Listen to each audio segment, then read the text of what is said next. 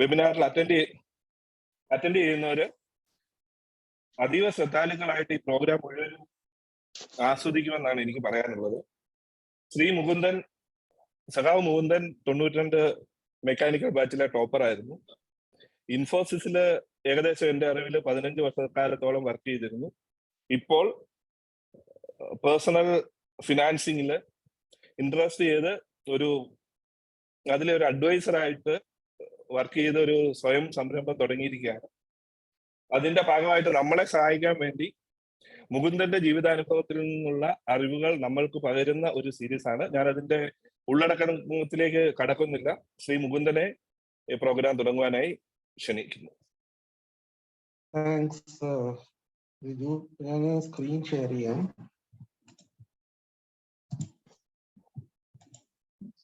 Screen കാണുന്നുണ്ടെന്ന് confirm ചെയ്താ.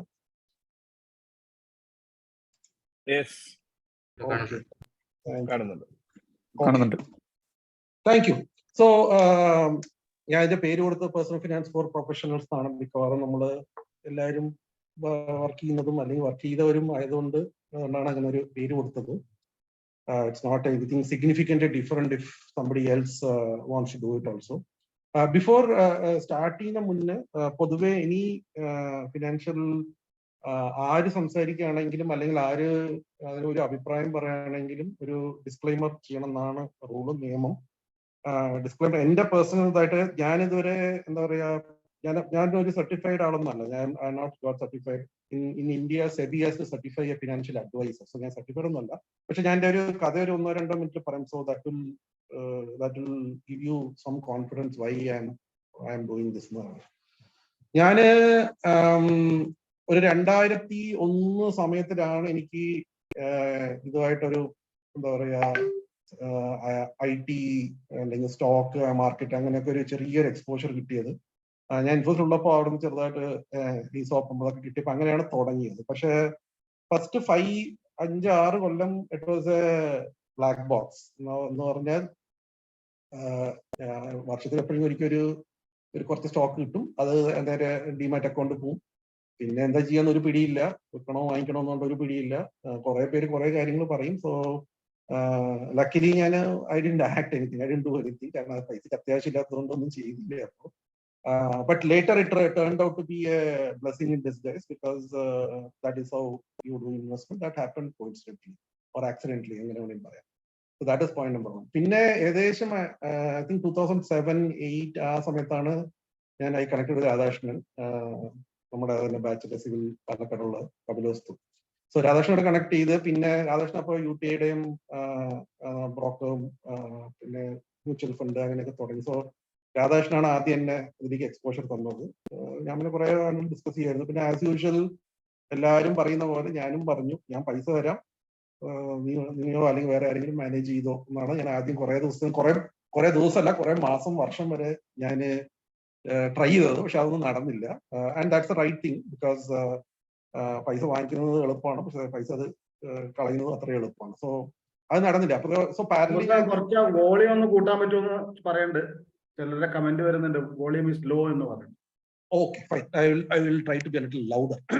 So അപ്പൊ പിന്നെ ഞാൻ എന്ത് പറഞ്ഞു, I started figuring out myself. I did കുറച്ച് reading, then some amount of TV and all. കാരണം അപ്പോ there was no YouTube, and YouTube was there, but അതിനുള്ള പൈസ ഒന്നും ഇല്ല. അതിനുള്ള മോഡത്തിലാണ് വരേണ്ടത്, ബ്രോഡ്ബാൻഡ് ഒന്നും ഇല്ല. So I tried doing that slowly myself.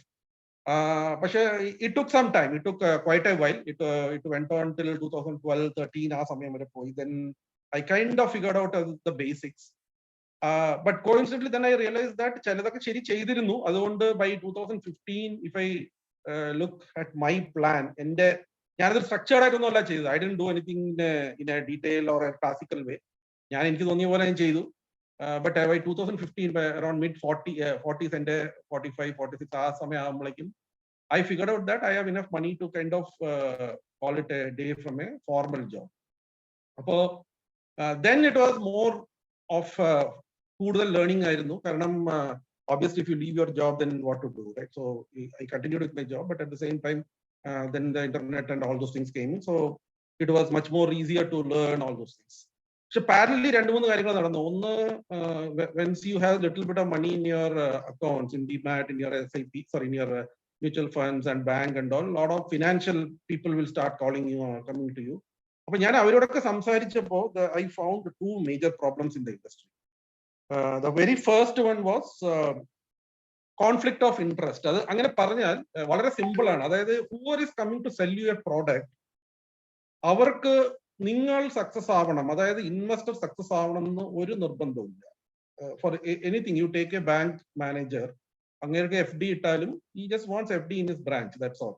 Whether you are beating inflation, you are getting good returns and all, he just doesn't care. Mutual fund same ആണ്, സ്റ്റോക്കിൽ സെയിം ആണ്, you go to a insurance, it's the same thing, right?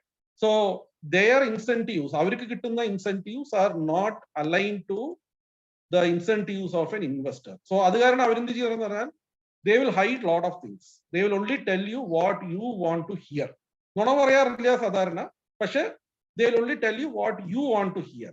So that means there is a huge gap in honesty there, right? ഇപ്പൊ ഞാൻ ആദ്യം വരുമ്പോ എന്റെ അടുത്ത് ഇപ്പൊ ആരെങ്കിലും വരികയാണെങ്കിൽ ആദ്യം സംസാരിക്കുമ്പോൾ my first question, one of the first question will be, how are you going to make money out of it, right? So ഇപ്പൊ നമ്മൾ രണ്ടുപേരും, നിങ്ങൾ പൈസ ഉണ്ടാക്കി, എനിക്ക് വിരോധമൊന്നുമില്ല, പക്ഷെ ഞാൻ പൈസ ഉണ്ടാക്കുമ്പോഴാണ് നിങ്ങൾ പൈസ ഉണ്ടാക്കുന്നു പറഞ്ഞാൽ ഇറ്റ്സ് വെൽ ആൻഡ് ഗുഡ്. പക്ഷെ നിങ്ങൾ മാത്രം പൈസ ഉണ്ടാക്കുന്നു, എനിക്ക് പൈസ ഉണ്ടാക്കാൻ യാതൊരു ഉറപ്പില്ല എന്ന് പറഞ്ഞാൽ that's not a good model. So that is the first problem. Like almost everybody sells a product which they are not sure, or they sometimes they don't even know. രണ്ടാമത്, assume that there are very few people, and very few ഞാൻ പറയുന്ന honest ആയിട്ട് വിൽക്കുന്നതിൽ 5-10% പോലും ഇല്ല. Most of the people come and sell it in a opaque way. Now the second one, ഇപ്പോ നിയമപ്രകാരം ഞാൻ ആദ്യം പറഞ്ഞില്ലേ, ഇപ്പൊ സെബി സർട്ടിഫൈഡ് അഡ്വൈസർ എന്ന് പറഞ്ഞാൽ ഇന്ത്യയിൽ ആകെ 1324 പേരുള്ളൂ. അത് നമുക്ക് സെബിയുടെ വെബ്സൈറ്റിൽ പോവാം, നോക്കിയിട്ട് സെബി സർട്ടിഫൈഡ് ഇതിനെ അടിച്ചാൽ മതി, ഗൂഗിളിൽ കിട്ടും. If you go there, right, you will find only 1300 odd people. ഇത് ഞാൻ റഫറി നോക്കുമ്പോൾ ഇന്ത്യയിൽ ഏകദേശം 10 കോടി മ്യൂച്വൽ ഫണ്ട് പോളിയോ ഉണ്ട്. ഞാനത് ഡിവൈഡ് ചെയ്ത് നോക്കിയപ്പോൾ 75,000 പേർക്ക് ഒരു advisor. That is not going to happen. So one advisor can't even handle 100 people full time in a year, right? So the competent ആയിട്ടുള്ള ആളുകളും വളരെ കുറവാണ് ഈ ഫീൽഡിൽ, സത്യസന്ധമായിട്ട് ജോലി ചെയ്യുന്നവരും വളരെ കുറവാണ്. That's a deadly combination. ഇതിന്റെ റിസൾട്ട് എന്താന്ന് പറഞ്ഞാൽ most of the people either try to do it themselves or end up getting a inferior returns or net returns, if you put it that way. Return എന്ന് പറഞ്ഞാൽ ഓരോന്നിൽ കിട്ടാൻ net return ഞാൻ പറയുമ്പോൾ കുറെ നഷ്ടവും കുറെ ലാഭവും നെറ്റ് ആയിട്ട് വരുമ്പോൾ they get a inferior return, sometimes worse than a FD itself. Now ഇപ്പോ the way these sections are structured is 3 series ആയിട്ടാണ് ഉദ്ദേശിച്ചിരിക്കുന്നത്. ഒന്ന് basic, this is the first session in basic. 3 session ആണ് ഇതിന് ഉദ്ദേശിക്കുന്നത്.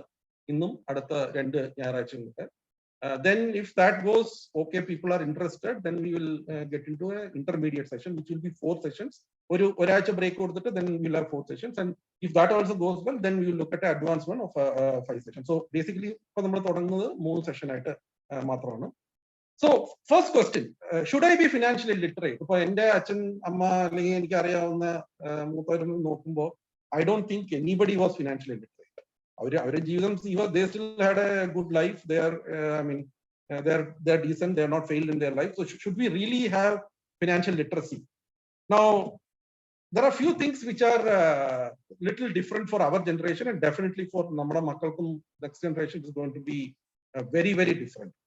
One is I was born in 1970. Life expectation in India was 50 years. Now I'm already 52, and today life expectancy is around 78, 76 in Kerala. Maybe most of us in our generation are going to live till mid-80s, if not 90s, right? So the advance in healthcare, all those things, it is going to be very long. So that literally means after retirement, there is a 20-25 years of life left out. ഇത് പിന്നെ നമുക്ക് പഴയ പോലെ ചെയ്യാൻ പറ്റുമെന്ന് അറിയില്ല. പണ്ട് കാലത്തൊക്കെ മക്കളായിരുന്നു റിട്ടയർമെന്റ്, എന്താ പറയുക, tool for retirement for parents. Now I don't think neither we like it or nor I don't even know whether it's really feasible. That's the first point.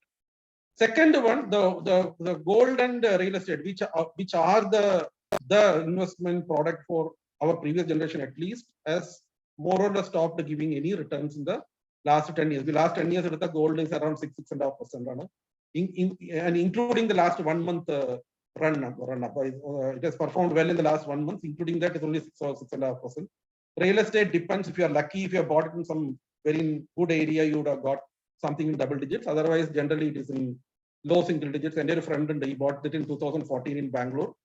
Now he is struggling to sell it off at that price. At 9 കൊല്ലം മുന്നേ വാങ്ങിച്ച പ്രൈസിന് പോലും he is not able to sell. It's apartment, so he is not able to sell it. So the real estate and gold are not going to probably give the returns what it gave in the previous for our previous generation.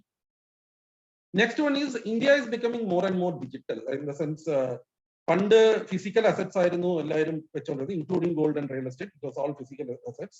Now India actually, if you look at a lot of the digital innovations happening in India, is even ahead of the Western economy. For example, 5G, India is the first country to have such a large 5G network already done.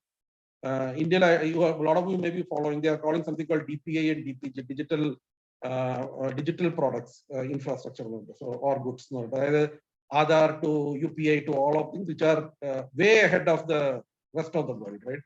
UPI America they're trying to follow it, they're nowhere there, right? So the digital world is going to be more and more prevalent, and most of the investments and returns are going to come from that areas. Now this is a budget follow idavarku ariyam. Mutual fund had a small benefit on debt funds. 3 കൊല്ലം വെച്ചിരുന്ന long term capital gain tax കുറച്ചിട്ടായിരുന്നു. അപ്പോൾ അത് എടുത്തു കളഞ്ഞു. ഇപ്പോൾ debt funds are literally taxed like any other FD or അതുപോലെ. അത് കാരണം that means if you are on 30% bracket, you will end up paying 30% tax on whatever you are getting from FD or whichever instrument. The sad part is you already get only 7-8%. അതിൽ 30% പോയി വെച്ച് you end up with around 5-5.5%, which is way below inflation, long term inflation.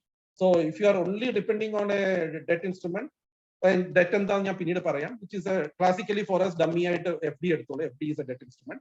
So അങ്ങനെ ഇതിൽ പോയാൽ we will not make money. It has its own use. It's not that it's bad.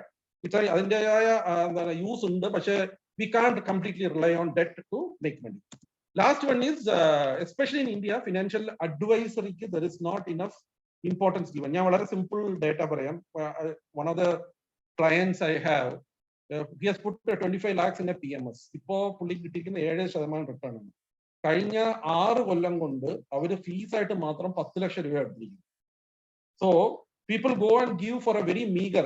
In fact, വല്ല മറ്റേ Nifty ഫണ്ടിലെ വല്ലതും കൊണ്ട് ഇട്ടു കഴിഞ്ഞാൽ that would have been something around 67 lakhs or something now, much higher than what he has today. But PMS കൊണ്ടുപോയിട്ടു അവർക്ക് service charge കൊടുത്തു, എന്നിട്ടും they are not getting enough returns. But when somebody comes as an advisor, ഇപ്പൊ കുറെ ചില advisers ഒക്കെ ഉണ്ട് fees ഉള്ളി, അവർ fees മാത്രമേ വാങ്ങിക്കുള്ളൂ. കാരണം മറ്റേ if lot of people take as A percentage of the asset. അതിൽ പ്രശ്നം എന്ന് പറഞ്ഞാൽ whatever asset you have, they will keep. ഇന്നലെ ഇൻവെസ്റ്റ് ചെയ്യാൻ പറഞ്ഞു, 10 കൊല്ലം മുന്നേ ഇൻവെസ്റ്റ് ചെയ്യാൻ പറഞ്ഞതും അതിലെല്ലാം അവർ ഫീസ് എടുത്തോണ്ടിരിക്കും. So lot of people are interested in that. പക്ഷെ ഫീസ് ഓൺലി ചെയ്യുന്നവരാണ് കുറച്ചും കൂടെ സ്ട്രൈറ്റ് ഫോർവേഡ് ആയിട്ട് ചെയ്യുക. So these are one part of the story, right? ഇപ്പോ ജിയോ പൊളിറ്റിക്കലും അല്ലെങ്കിൽ കൺട്രി വൈസ് നോക്കുകയാണെങ്കിൽ risk has completely changed in the last 2 or 3 years, especially after the Brexit and Trump coming in. Things has completely changed. So if you look at our neighbors, you look at Sri Lanka and Pakistan. I just collected some data. Wheat flour, atta, right? This is 2018 and 2023 price in their respective currencies. അവരുടെ local currency.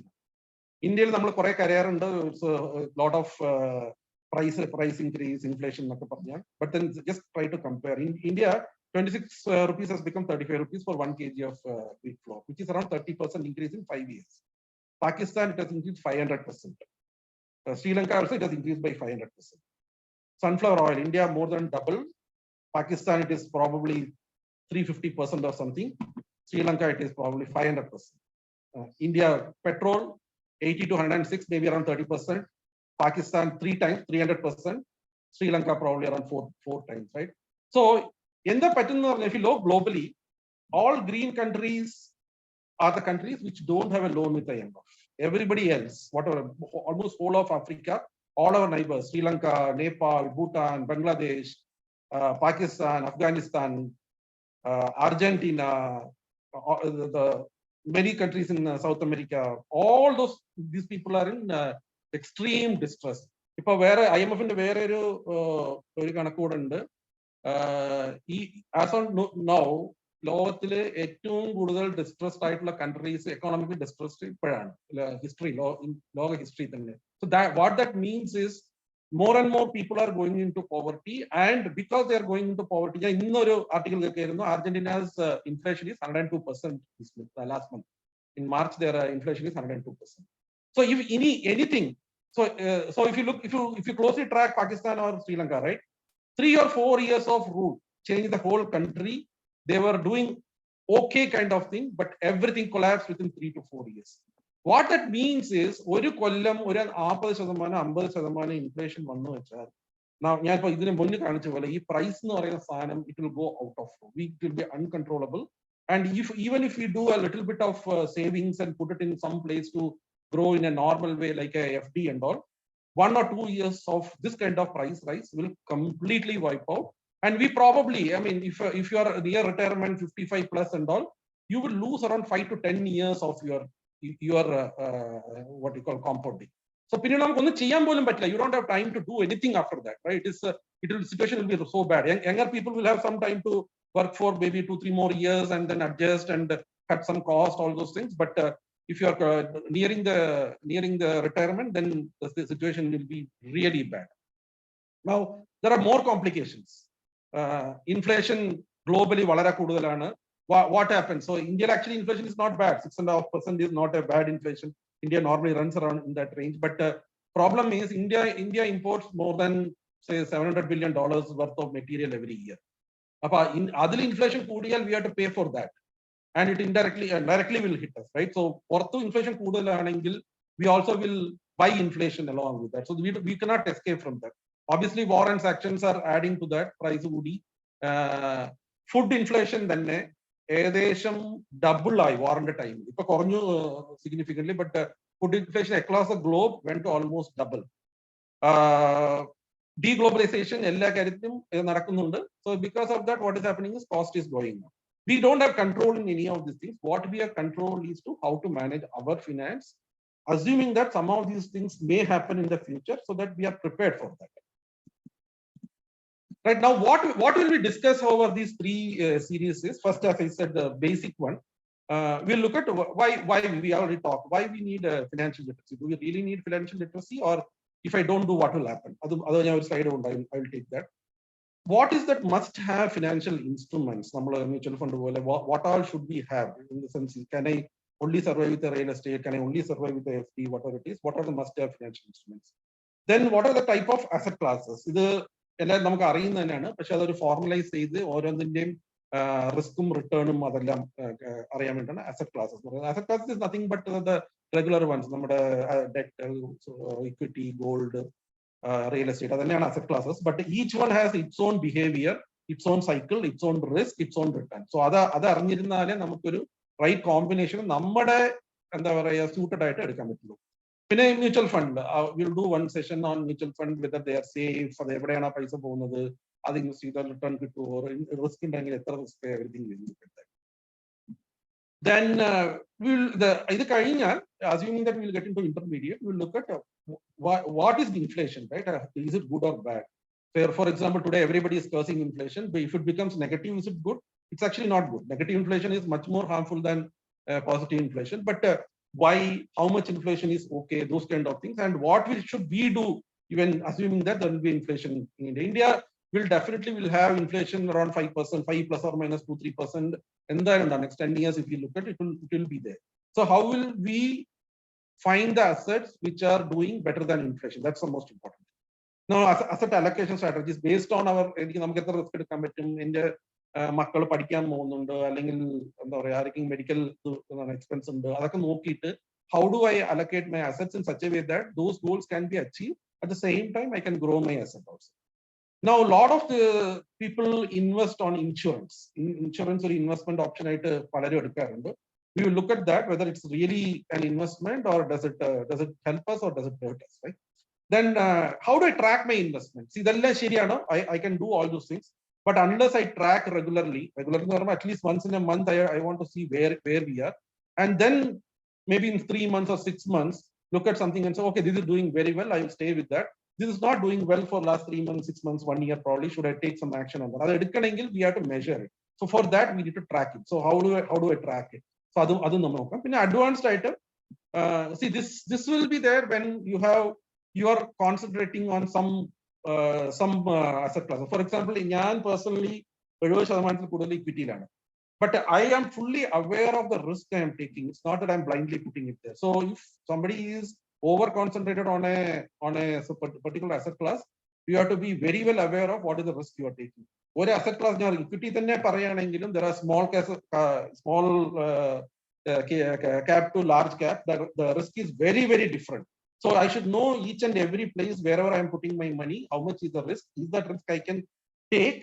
And if it happens, how will I handle that? അതെല്ലാം അറിഞ്ഞേക്കണം.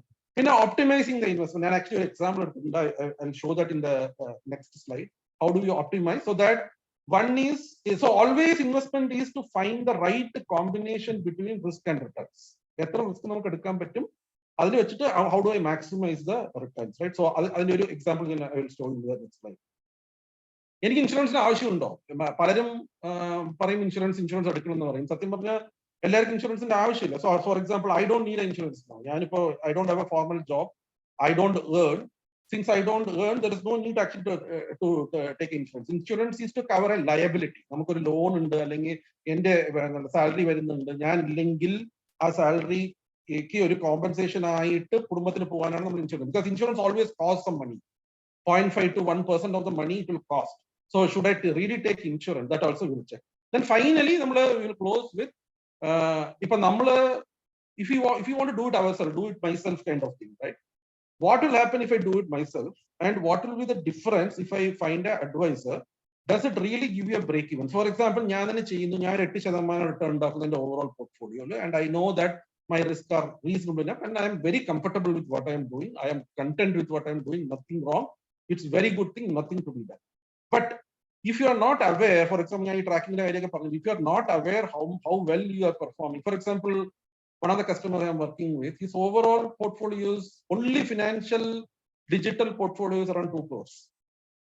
Overall, കഴിഞ്ഞ 7 കൊല്ലത്തിന്റെ return നോക്കിയപ്പോൾ 6%. So because he has put it in some 7-8 places, 22 mutual fund, 4-5 എന്താ പറയാ ICICI, HDFC, പിന്നെ അങ്ങനെ 5-6 പേരുടെ കൂടെ ഇങ്ങനെല്ലാം സ്പ്രെഡ് ആയപ്പോ it was almost impossible for him to track and figure out how much return he is getting.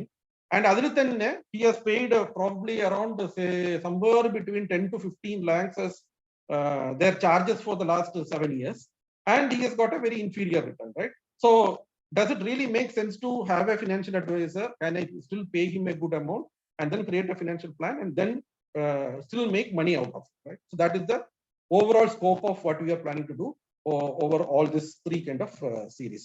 Now, as I said, the first one we have kind of narrowed down that we will do it over the next 3 weeks. When the back we will see if it really goes well. We will see at that time. Now, this generalized this session who can benefit. Ideally, financial plan and financial things of supposed to be doing it together, so both can benefit. Children, 15 plus, because we are not going to talk any rocket science. Most of the things what we will talk will be very common sense kind of thing. And max so actually there is only one formula, compound interest formula, nothing else is required. So children, anybody who is interested or you think they will help them, please ask them to join. If you want to ask your parents or relative, more than welcome. Friends is welcome, and anyone who wants their money to work. That's all. There is no secret here. This is all more or less, as I said again, it's more a common sense stuff. Then sometimes I get a question saying that how much should I start? I don't have enough money to invest, right? So, and a very simple example, in the customer, he is investing 1,000 rupees per month as a SIP. He is working in a hotel, and that's what he can save. So he's investing 1,000 rupees, and he has been investing for many years. And he gave me a lot of advice saying that I do this, I buy a gift for my wife during Diwali. There's a lot of correct and theoretically correct things. So he's already doing it, but he can't invest more than that. That's what he's doing. So a small amount also makes a lot of sense. And a couple of my customers have assets worth more than 8 crores also. So any range we can invest. There is no minimum amount or anything of that sort. Anyone is welcome, including students, even if they don't have money to invest, they can learn it. Of course, the recording will be available. Now, as I said in the beginning, what if I don't do anything? I mean, as I said, my parents didn't do anything on formally. My uncle or from most of my friends, even today, most of them don't do anything, right? So what will happen if I don't do, right? So I'll take a case study and tell you one of the example. He's a close friend of mine. He's a client. He's a close friend of mine, working in one of the largest IT company in the world, earning well, 50 lakhs per annum. We did his financial plan. Now, he is 51 now, or 51 in 2022. So he's supposed to retire in 2032 if he works till then. So his only question was, when am I financially independent? You tell me that, and I want to retire at that point, right? So we took all his net worth. Today, I'm only giving in percentage so that the numbers you don't expose too much. Purple color real estate. He has 36% in real estate. Green is debt fund, which is like I said, FD. It's not in FD, but similar to FD in mutual funds and all. So 51% in debt, around 11% is in equity. That's mostly ESOP. So 11% in equity and around 2% in gold. So when we did our math, we realized if we keep this asset as it is, percentage allocation he has to work till 2032. There is no other go. He has to work for another 10 years. And then only he can retire. By the time he will be financially independent. Then we did a minor change. We said you sell off your real estate today. This is the same guy where I said that we bought the real estate in 2014 and he's not able to sell it even today with the same price, right? We suggest you sell off the real estate, split it between equity and your debt instrument, right? So this 11% becomes 37 and this 51 becomes 60. If you do that, you can actually retire in 2025. 3 years down the line, you can retire because this is going to give a significantly higher return and that will take care of your return for the 7 years. So you can actually retire 7 years earlier if you can do a simple change like this. Now, the aggressive one was put all your real estate into equity right now. So the equity exposure will become 47%. We will retain the debt as it is, 51 will not change. And this is not a very bad portfolio. This is not a super aggressive portfolio. 50% or 47% is kind of a balanced portfolio. It's not very aggressive, right? If we can do that, he can retire today or whenever we did this. We did this in 2022. So you can actually retire today. So what the summary, the story, cutting it short, if we just do the allocations in the right place, in the right assets, of course, math because he has 2 kids. One of them is passing engineering next year. He is planning to go to US. He wants to do another 2 years of MS there. Then the other younger kid is in school now. I think she will get into college in 2026 or 2027. So all our then he has planned for some foreign trips, personal trips, all those things. We have come to this thing, considering that all of things are possible with these kind of things, right? So literally you are saving 10 years of your work. It's not that you should retire today and sit at home idle. It's that you get a financial independence as early as possible just by reallocating your assets because he has good amount of assets, right? But if you allocate your assets very well from day one, the earlier you will attain financial independence. So that was the first example. Now, this is another example which I am taking. When we did our previous sessions, somebody asked me a question saying, he is going to take a loan of 50 lakhs. So whether I should take that loan or should I take that same house in rent and buy that house later when I have enough money, right? So he's taking a loan for 15 years. So that's what I put to 2023. He's starting the loan. 2038, the loan will end. Now we created various scenarios where he can get into, he can rent a house. So it's the same house, pay the rent. So 50,000 is the EMI he has is to pay now. 13,000 is the rent of that house. So what we said is, you pay the 13,000 as rent, take the same house, remaining 37,000 rupees, go and put it in a mutual fund, right? Let it keep growing and let us see what will happen.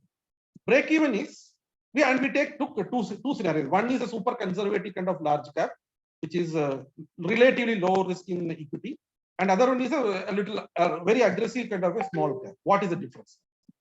Now, if I do a conservative large cap, okay, it's coming the reverse order. So I will tell you. If I take a small cap, the break even will happen in 2031.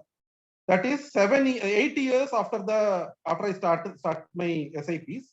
In 2031, my SIP will be as good as the price of the house. I can take the SIP out, pay to the house owner, buy the house, right? So the good thing is I don't have to pay a SIP for next 7 years or so. I have saved. So what that means is, in other way, if I look at it, end of 15 years, I also calculate that the house will appreciate around 8% per year. So the 50 lakh house will become 1.6 crores at the end of 15 years. Also, if you're doing this SIP, you will get a 1.1 crores as cash when you do that. So you'll end up with 2.7 crores. And if you're doing it as a large cap, the break even will happen in 2034, 3 years after this. That is the 11th year you will break even. And after that, whatever you are investing, it will become 70 lakhs after 15 years. So if you look at the normal scenario, if you just pay the EMIs, you'll end up getting 1.6 crores house after 15 years.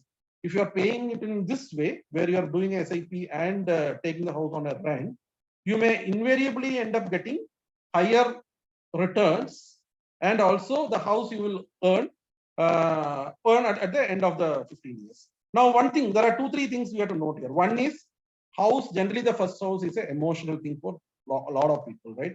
So a lot of people don't really buy into this argument saying financially it may be great, but I want to buy the house, it gives me a touch and feel, it gives me a security, all those things.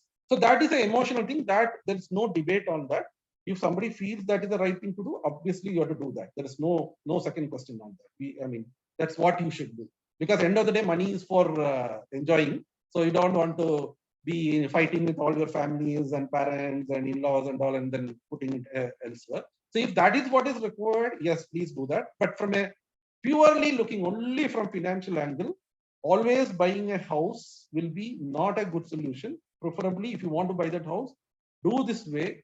Make your money. Once you have enough money to buy it, pay it full amount, and then get the house in your name. Now, going to the next what you call next section. See, this is the financial journey most of our middle class will be looking at. We will get a job. We will have either we will know, or we will have a very vague idea of I need X amount of money when I retire. And after I retire, what will happen is I will consume from that kitty, and slowly that will come down, and somewhere around 80, 85, 90, probably I will die, and that money will come close to zero, or whatever is remaining, I will pass on to the next generation. That's the kind of an ideal plan. Now, many people don't end up with that plan. Many people will end up with the red line happens, right? And that's why the whole struggle happens. You'll see a lot of stories saying kids kicked out their parents from their house, they are in the old age home, all the story will come. So we will try to avoid that. That is one more objective. Now, if you look at the way we earn money, right, there are 2 broad ways we will get money. One is what is called active income. Active income is nothing but the money you get when you go to work. If you go to work, you'll be paid. Of course, you can take leave and all, but there is a limitation to leave. So leave also you consider you are going to work, right? So active income is only if you go to work, you will get paid. Passive income is something you will get paid even if you are not working. A simple example again to put is like a fixed deposit. You go and put that money in a bank. You don't have to work. You sleep or you go on vacation or you are sick, whatever it is, that money will keep growing. So the whole difference will come, or rather, there are 2 more equations before we go there. So A is the passive income. B is the active income. At any given point of time, our net worth will be addition of these 2 components. Our active plus passive is the addition of these 2 components. And this dotted line is what I said. We will reach somewhere. We will hit the net worth at the financial dependence, and then after retirement, we will. Now, imagine we can bend our passive curve much more exponentially. So you remember earlier the passive curve was like this. If you can just bend the curve like this, your net worth will also bend accordingly much earlier. So you will hit the whatever net worth, what you need to retire, or whatever financial goal, whatever you want to call. I have put it as financial independence. That will happen much earlier in your life. And that depends. The better you are able to get the returns, it can be in 30s, it can be in 40s, it can be in 50s, or it may never happen also. That's also possible. But the whole secret is to bend the passive income curve so much that your net worth will be so high you can retire early. And not only that, even after retirement, it will still keep growing because your expenses will still be a small component of the returns you will get on a yearly basis. Now, to give you some numbers, right? Initially, I told that one guy who has to work for 10 years, then another 3 years, and he can retire immediately, all those things. So first, look at only this side of the thing. Don't look at this. I will explain it separately. What this graph shows is there are 3 components here. Nifty, this is the blue line. Gold, it is put in very similar to gold color or orange color. FD, right? Now assume that whatever is given here, 5-year, 10-year, 15 to 30 year, you are investing 1 rupee on 1st of month for 5 years. So that what that means is every year for the past 5 years, I have put 1 rupee on the very first of month. From 2018 April 1 till 2023 April 1, I put 1 rupee in this particular asset class. So that means I have put 60 rupees. If I look at 5 years, 5 into 12, 60 rupees I have put. And I have taken the data from our actual data. This is actual data. FD, we can get the actual data from SBI. Gold, there are data published by RBI. Nifty, obviously, in the index, we can go and pick up the data, right? So if you look at the 5 years, you will see some difference. Like Nifty has given 83 rupees. If you have put it in Nifty for 16 months, it has become 83 rupees.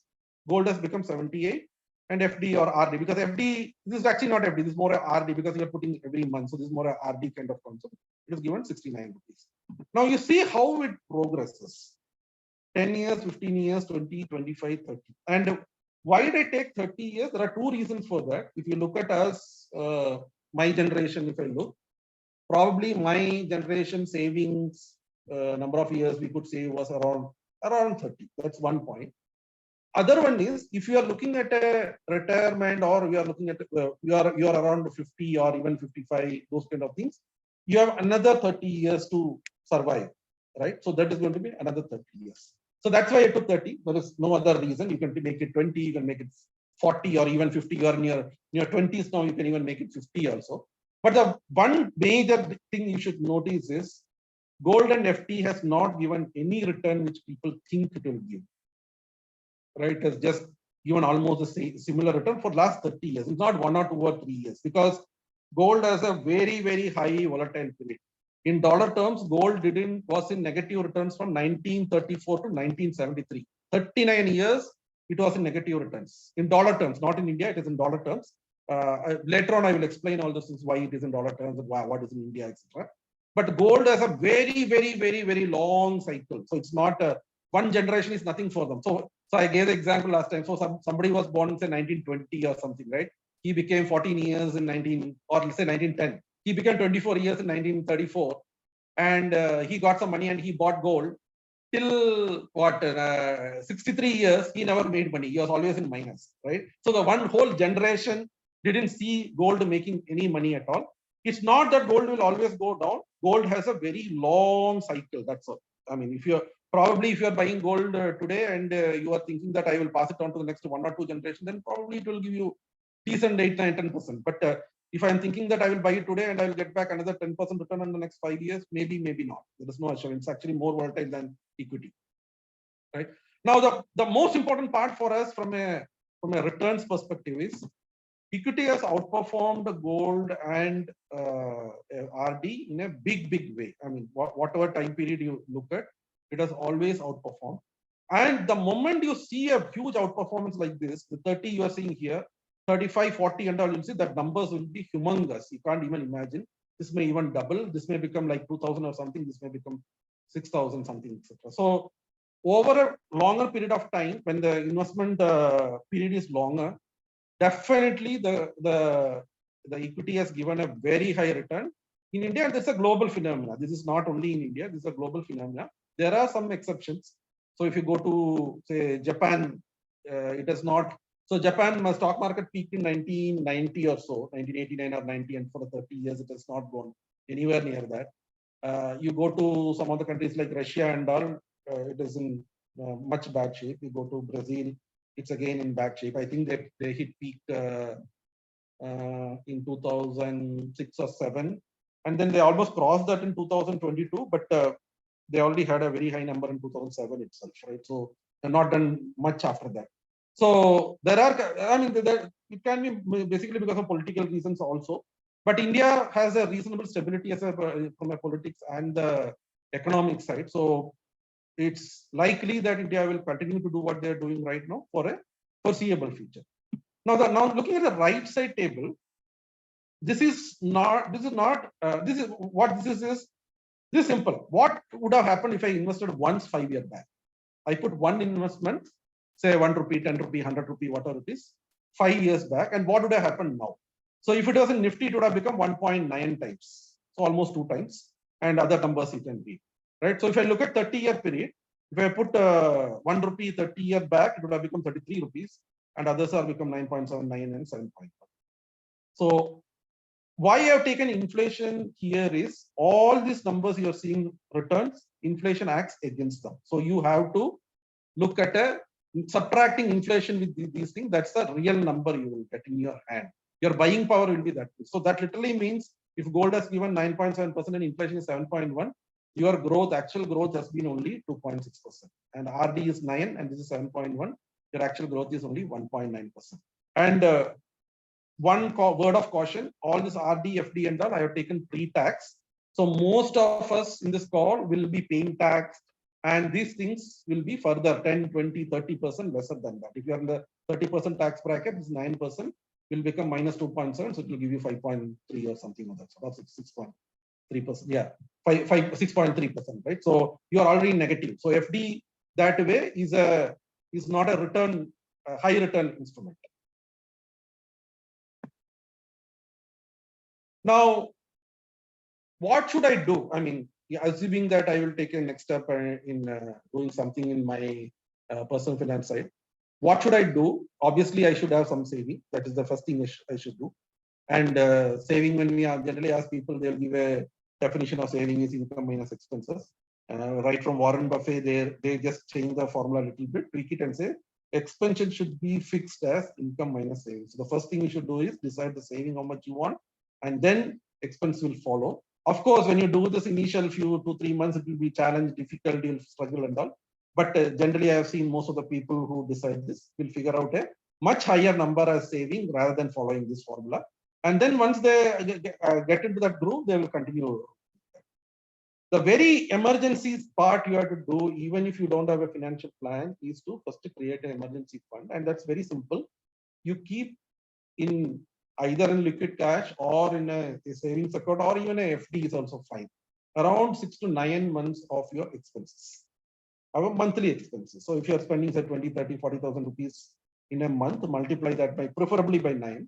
So 40,000 into 9, 3.6 lakhs. Keep it in a liquid form, which is accessible immediately. Maybe keep some money in your at home, maybe 30, 40,000 as cash, then some money in your savings account and remaining in the FD or in a liquid fund. Mutual fund means a liquid fund or overnight fund or something of that sort. So this is extremely important because there are many times, at least I guess I myself have personally experienced 2-3 times when one fine morning when I was in Bangalore, my father came and knocked my door and then he said, let us go to hospital, I am not feeling well. We went and angiogram was done and doctor said we had to do surgery today, bypass today. Of course, my mother was not there, so we had to delay it by a day or two, but I didn't have actually the cash in my hand and I somehow ran around and figured it out. This was 22 years back. And we needed around 1.5 lakhs or something. So it was a huge amount at that time. I ran around and figured that money. I mean, friends, all those people helped. But that was a lucky. I was lucky at that time. The second one, I normally give this example when 2015 flood happened in Chennai. My friend was in an apartment and everything was underwater, and nobody, even ATMs were underwater, so nobody has any cash.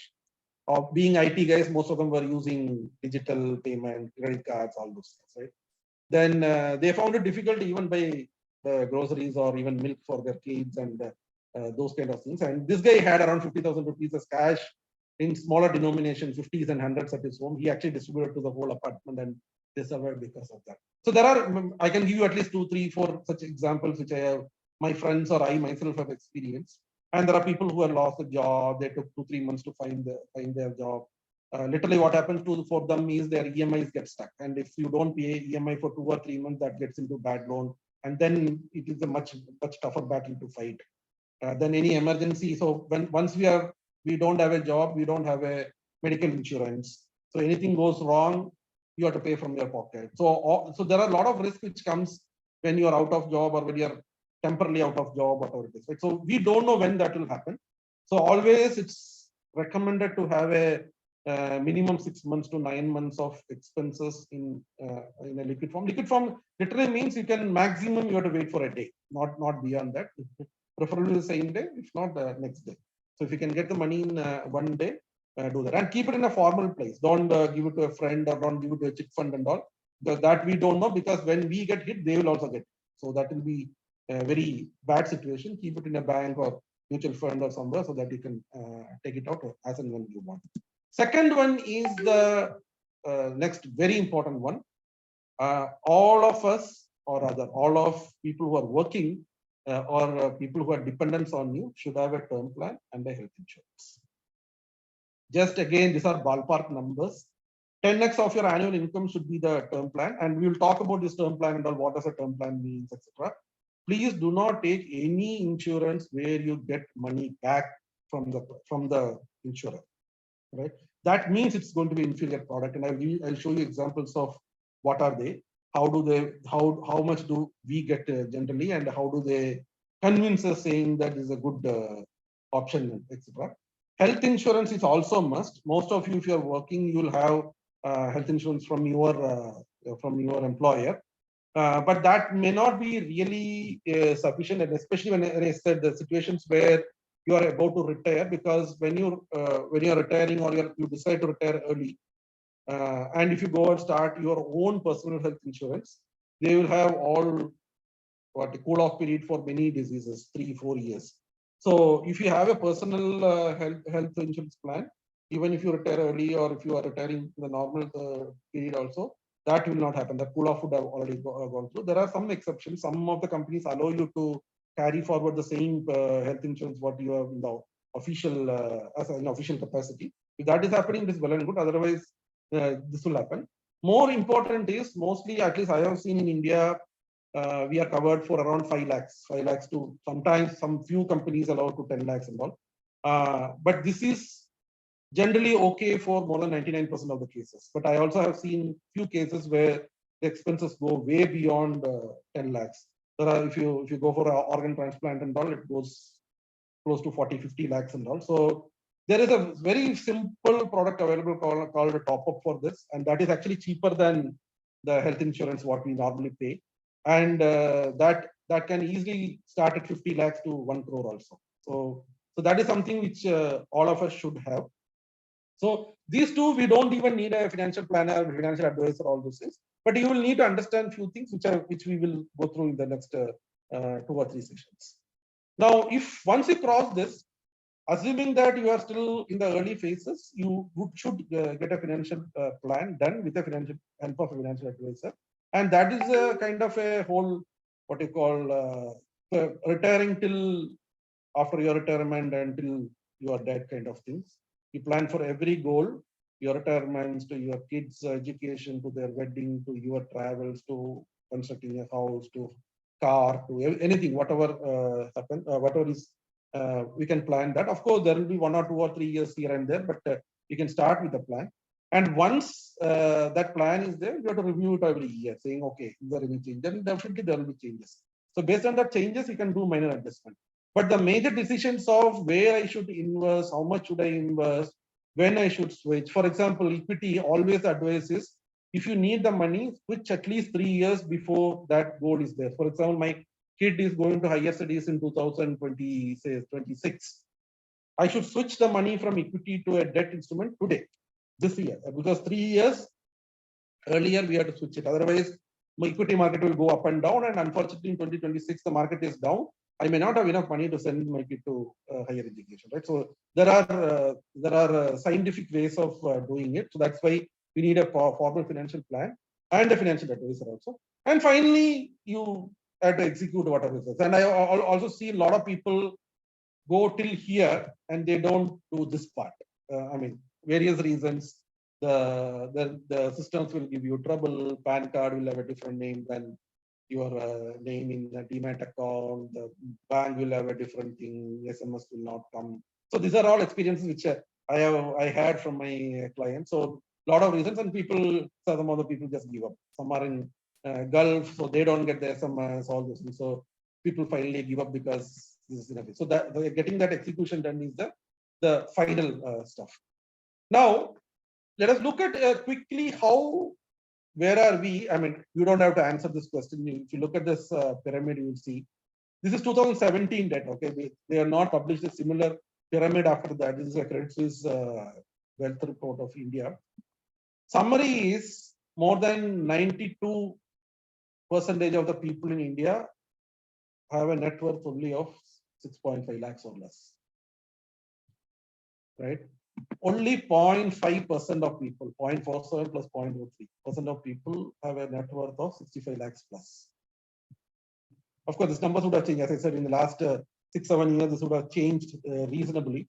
But this is not going to change the pyramid that's significant. This 92 would have become 90 or 89 or something. But this 0.47 would have become 0.5, 0.6, something like that. It's not going to be so significant change happening. So it's actually easier to move people from here to top rather than bringing people from here to down, because there is hardly anything there. If you divide by everybody, the guys down don't get anything. So it's actually much easier to push these people upwards by doing some very, very simple things. Now, last 2 or 3 slides. When you do a personal finance, there is 2 angles to that. One is a financial angle or a mathematical angle to that. Second is an emotional angle. I did touch upon the emotion a little bit in the house part, but I will go a little detail now. See, this is a simple math. This is not going to happen. This is just on paper. Today, as on March 24th, there is 179 lakh crore of money, rupees is lying in Indian banks. Retail investors has invested 179 lakh crore. In fact, only 25% of it moves into equity. India's GDP will grow up by 0.8%. But if you ask why are you talking about GDP? When GDP goes up by 1%, the poverty of the country comes down by almost 0.7% for India, right? This is the impact and the positiveness which these things will bring in. If I am not saying that I bring everything into equity, that is not going to happen because the market is not ready. I mean, Indian equity can't take 170 lakh crores and all. So it doesn't. Even 40 lakh crores is a big number. It can only take it slowly over a 1 year, 2 year, 3 year time period. But if the number moves over here, everybody benefits, including the bottom in the pyramid. We saw the graph earlier. 1 rupee invested 25 years back would have become 6 rupees in FD, and if it is in equity, it would have become 20 rupees now. And for equity, I've taken Nifty as the reference. And roughly, if you look at equity, almost gives a double the return of a FD if you consider net of tax. And earlier, I was talking about a formula. We just need this one formula. This is what we studied probably in 8th or 9th or 10th standard. I don't exactly recollect. This is the compound interest formula. Principal into 1 plus rate of return to the power of n. And remember, n is the power. And most of the time, the insurance companies use n to their benefit. And that's where we kind of don't understand their numbers clearly. And we will look at that later.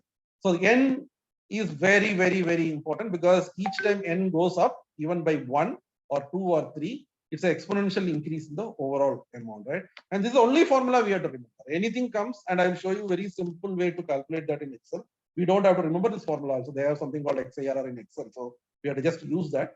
We have to put the dates in one column. We have to put the amount invested or withdrawn in the second column. and then just put XIRR and select those 2 columns. That's all. It will give you the returns.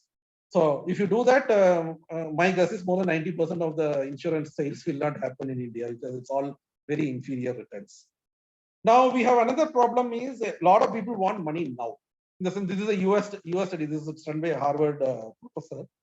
He had done study with the people asking, I will give you $50 now or $60 after 1 year, right? $60 after 1 year is actually 20% return. And in US 4%, 5% return is considered to be extraordinary because their inflation is very low. This is earlier. This is not done this year. It was done long back.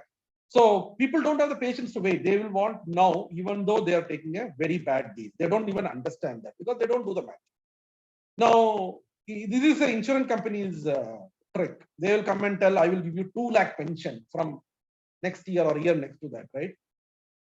The number they are playing around is this N.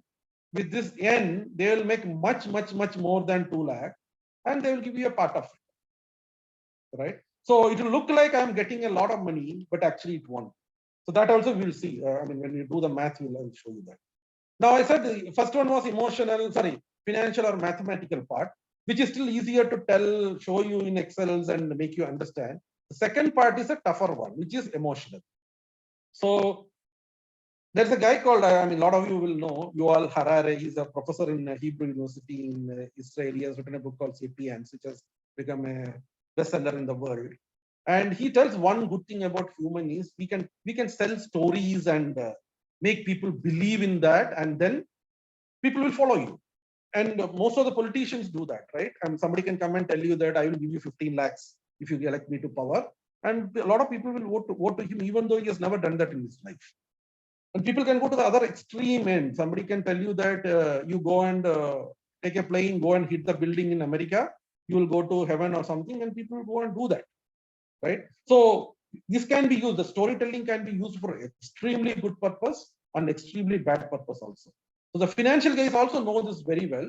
So they do somewhere in between. They will give you very good story, and then they will tell you that after 10 years, 20 years, 50 years, you will get this, you will get pension, you will get assured income, you are safe, secure, all the stories will come, and people don't do the math of risk versus return, and then they'll end up with a very suboptimal kind of return. And anybody promising an assured return in a financial industry, it's a big red flag. The only place you will get is in fixed income. Fixed income is nothing but a FD kind of instrument. Right? That is the only place where you will get a assured income. Anywhere else, insurance, stock market, mutual funds, nowhere you will get an assured income. But insurance guys use that as a benefit, saying that I will give you assured income for this amount. And pension, pension is a classical case of assured income, right? They'll give you that I will give you assured income, and they'll give you a very inferior. So I mean, imagine that somebody tells you travel from Chennai to Bangalore. Typically, let us say, even if you go by flight, it's a half-an-hour flight. From my home to airport is 1 hour. Waiting for 1 hour, 2 hour, 2.5. Landing, getting a cab another half an hour, 3, and then going 1 hour, 4 hours, right? So Bangalore to Chennai, door to door, is around 4 hours in a typical day. But somebody asked me, you have to give me in writing that you will come in X time. So I am never going to come in 4 hours. I will always say 5 hours, 6 hours, 7 hours, or even 8 hours. Because I don't know when someday there will be a traffic jam, someday there will be a visibility problem in the airport, or someday there will be some security clearance will not happen, all this, right? So to be on the safer side, I will always give a very conservative number based on whatever I can do. So when you are asking for assurance, they are giving you a very, very suboptimal number. That's how the system has to work, because nobody can commit on 4 hours from Bangalore to Chennai and they fail 3 times and they pay penalty and go out of business. That's not the right way to do. So if I am doing also, I will take probably samples of some 100 or 1,000 samples and say, okay, this is what people took. 500 times people went in 4 hours, 200 times people went in 5 hours, 100 times people went in 7 hours, maybe 10 times people went in 10 hours, all those things. I'll take an average, or I'll take a 3 sigma of that and then say that, okay, 99.9% of the time I will come in 4 hours, but still there is a small gap where I can't come, right? So that kind of, that is how real world works. But when you are asked for an assured 4 hours, people will invariably tell 7 hours or 8 hours, I will come there. Assured 8 hours, but realistically I may reach there in 4 hours also. So let us be very, very careful when we do an assured return. It very likely is, from a returns perspective, very inferior. Now, this is another problem we all have. When we are thrown hundreds of choices or anything more than 5 or 10 choices, humanly it is impossible to take a good choice because our brain is not built for that. Invariably, we'll go and pick a wrong choice. That's why most of the time, whatever people invest on mutual funds or stocks and all, they will come and tell after 5 years, 10 years that I did a wrong decision. It's not that they were the only person who did that. This needs a lot of science and a lot of patience and a lot of mathematics to run through. So we have to be very careful when somebody comes and sells you some product, because the people who are selling it use it to their benefit. They will confuse us with too many choices and they will sell exactly what they want to sell. They will convince us that this is what you have to buy, because they will give you so many choices and options and tell and confuse us saying that all the options are bad. This is the right option for you because probably that guy is getting the highest commission in that way. Now, this anyway, Baiju also talked in the beginning saying financial literacy. This is not a serious, people don't take it seriously. And a lot of times people kind of ignore it and try to outsource it 100%, which may not work. We should know bare minimum to figure out, is it going to work for me, right? You should be able to ask bare minimum questions, at least 3, 4, 5 questions on anything which comes to you, so that you at least will know whether this passes that bare hygiene level. If it passes the hygiene, then you can ask somebody and then ask somebody to spend time on it and research and then do it. Otherwise, you should be not otherwise. You should be always have small amount of financial IQ to say no to things, because trust me, 99% of the things you will hear you don't need. Actually, it's more than 99. Probably 99.9% of the things you hear, new things or whatever existing things you hear, you don't need. So it's actually very easy. You can actually tell no to blindly, but that's not a good scientific way of doing it. So you should be able to do some level of filtering before you tell that. So bare minimum. Now, these are the classical way mis-selling happens. Guaranteed income, pension, you'll get insurance throughout your life, right? Even after, whenever you die, your family will get insurance money. Then annuity, committed percentage, all those things. Guarantee, people like guarantee a lot. Safety, people go to FDs, post office. Nobody bothers about inflation. Inflation eats away most of your returns. People don't worry. So, in fact, if you look at FD for the last 30 years, we would have hardly done above inflation. When I'm saying 30 years, because we need to take a decent amount of time. Inflation will go up, down, spike, valley, all those things. So, if you even out over a period of time, you'll get a decent number. So hardly FD would have done. And post office also is a very similar thing. It doesn't give a bigger number than FD at all. Maybe 0.5% or something. Senior citizens may get another 0.5%, but there's all limitation. There is all upper cap put over there. Now, a lot of advice will come from friends, family, neighbor, co-worker, or somebody says he's a financial expert, all those things. Most of it will be very, very inferior advice. Then, especially house, this is a family pressure comes in saying, in fact, I myself has undergone this. My father once came and told me that, why I don't own a house personally even today. So when he came to my rented apartment, he told, I will buy it for you.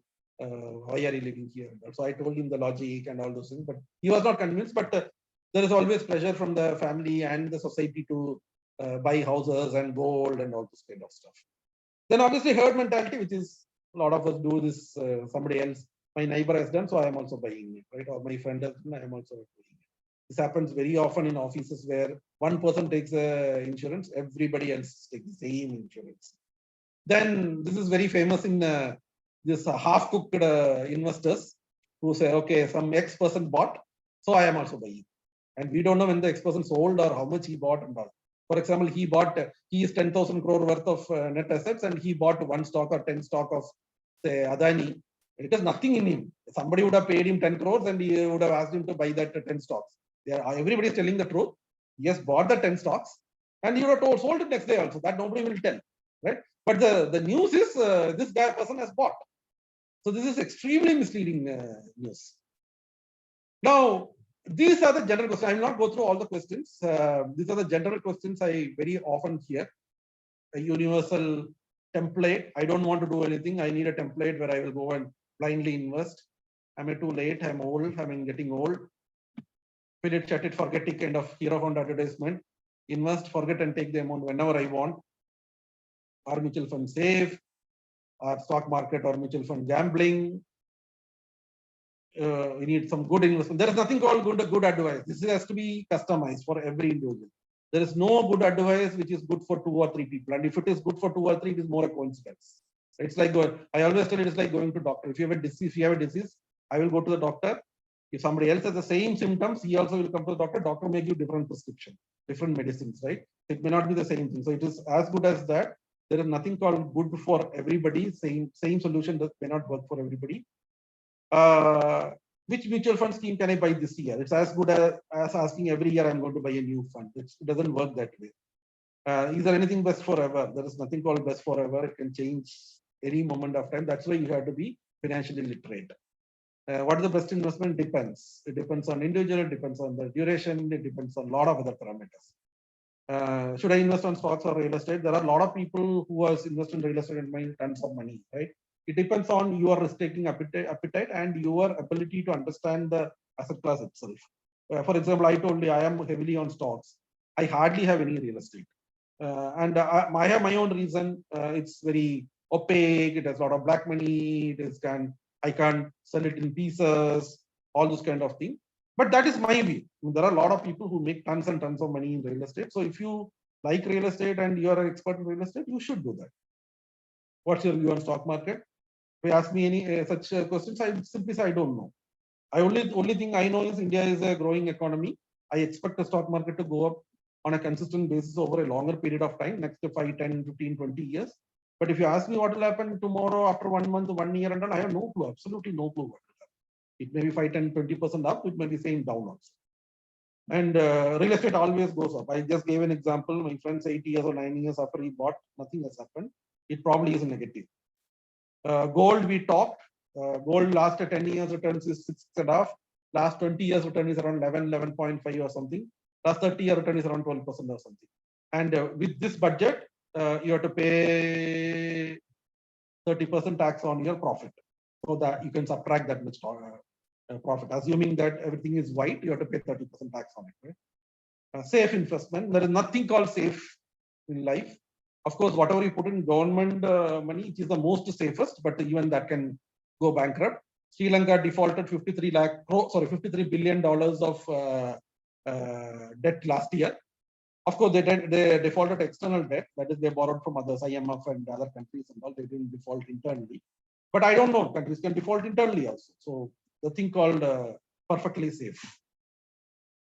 Is there a possibility of losing capital and principal? Almost every investment has this possibility, unless it's a fixed income like a FD. Any other investment we look at, there is always a possibility of losing capital. That's why we are always say we should look at the risk first before we look at the returns. Will I get back the money when I want? Mostly yes, but again there is another term in finance called liquidity. And SVB Bank, Silicon Valley Bank, liquidity is what killed them, along with the interest rate risk. The interest rate risk kicked in. They got lesser price for their assets. They actually had assets. They had government of US Treasury bills as their assets, but there was nobody to buy. And when they wanted to sell it off badly, $1,000 worth Treasury bills, people bought it for $750, $770. So in $1,000, they lost like $220, $230. Right? That's why the bank had to close. So even if you have the safest of instrument, it's not necessary that it will get you the money, what you want, when you want. So that is these two. Can it be hacked or stolen? All those things. It's almost impossible in India. But there are, so for example, if you look at a Bitcoin, right? Bitcoin, whatever I know, most of the accounts don't have any of these things. If you lose the password, it's gone. There is no way to reset or get a new password. If somebody knows your password, they can log in and sell off everything and take it away also. So there are possibilities in those kind of cases. But in India, if you are in stock market, if you are in a mutual fund, it's extremely hard to have any of these things to happen. That's why you will see over the last few months, lot of financial institutes in US and in Switzerland and in Germany are in big trouble. You would not have heard any such news in India because RBI, SEBI, and all the regulators, including IRDA, pension regulator, all these guys do a pretty good job. And in the last 20 years in India, not even a single bank has failed. When I say bank, it's under the RBI, not the cooperative banks. There are a lot of cooperative banks which has failed. But that's because they didn't follow the RBI guidelines or the RBI rules.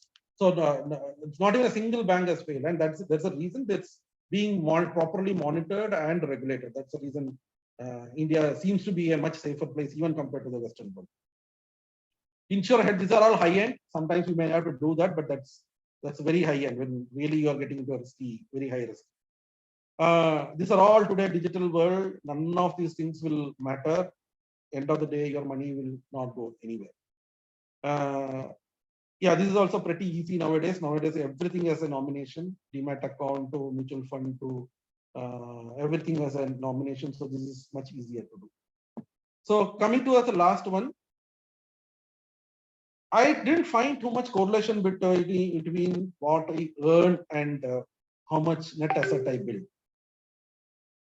Right, so financial independence, I didn't find much correlation, but I found direct relation with the spending people do. So that's why I gave an example. The 1,000 rupee guy who is putting an SIP of 1,000 rupees, he is reasonably financially independent. I know another one of my friend who is 50, who earns more than 50 lakhs.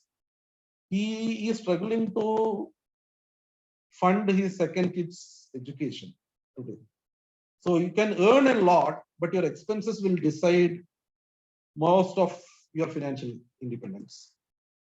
Obviously, starting early will give you a huge jump. If you're in 30s, probably you are very safe.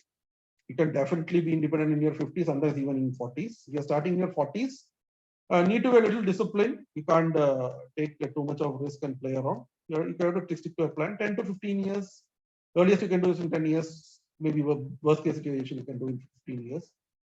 You're doing starting in 50s, then you have to really get professionals to help you out and do it diligently, maximize all your saving and all your investments.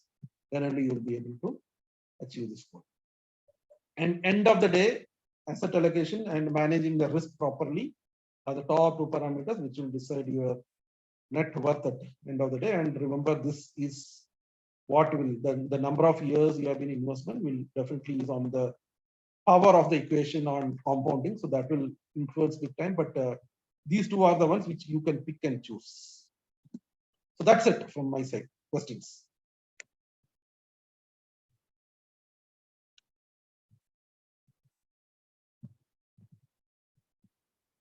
ഇത് അടുത്തത് നമുക്കൊരു Q&A സെഷനാണ്. അപ്പോ ഇപ്പോ ഇതുവരെ മുകുന്ദൻ സംസാരിച്ച കാര്യങ്ങളിൽ എന്തെങ്കിലും ആർക്കെങ്കിലും ക്വസ്റ്റ്യൻസ് എന്തെങ്കിലും ഉണ്ടെങ്കിൽ ക്ലാരിഫിക്കേഷൻസോ ക്വയറീസോ ഉണ്ടെങ്കിൽ ചോദിക്കാം.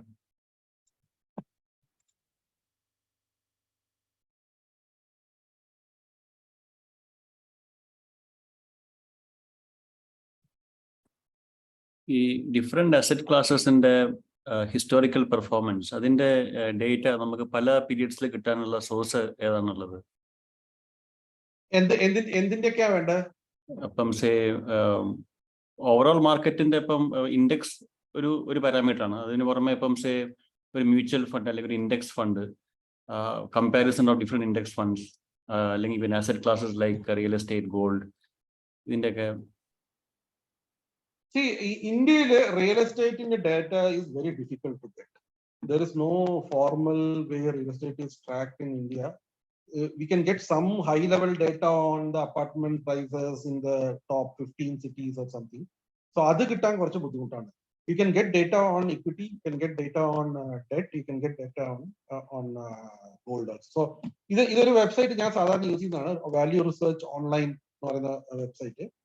അവിടെ പോയാൽ you will find, I mean, if you are familiar with the mutual fund, you will have mutual funds on all the asset classes, right? So if you go there, equity column, mutual fund, full equity, full debt mutual funds, all debt in mutual funds. Hybrid and commodity predominantly gold. So you will find gold. So if I want to say, look at all equity, I can do that. I will go select all equity, apply.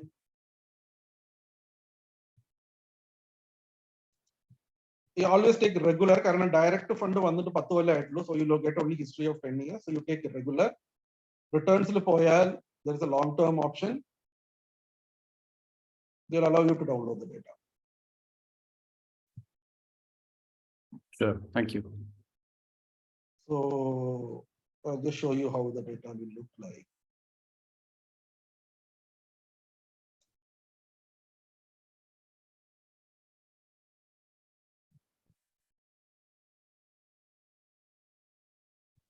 Okay, so this is how the data will look like.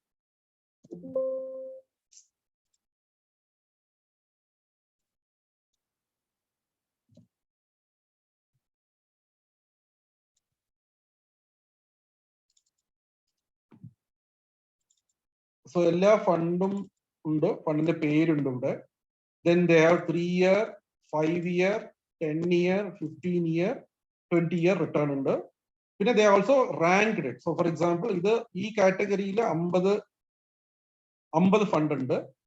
This is 50 last in the category. So if I take the second one, Aditya Birla Sun Life Banking and Financial Services regular return, that's the return 3-year return 27.47 annualized. So that is over version 27.47%, 3 years.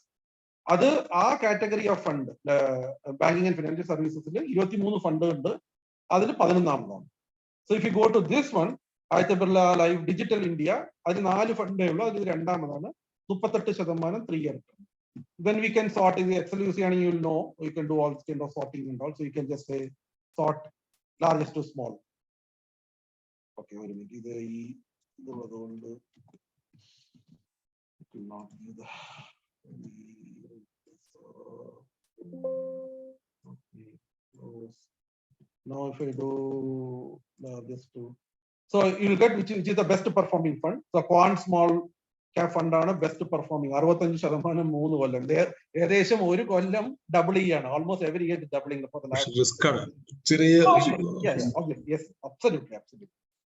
So you can do those things. You can actually do ulta if you want to see which are the worst one. You already you can do that.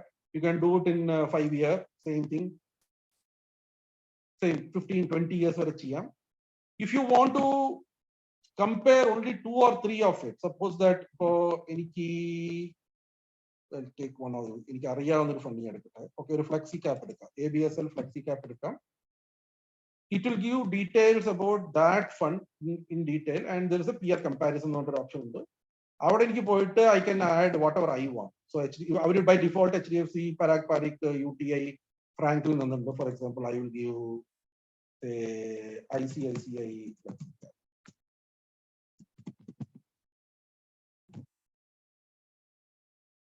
Flexi cap. Compare these funds. So immediately you will get all the data. In fact, you can see that graphically also.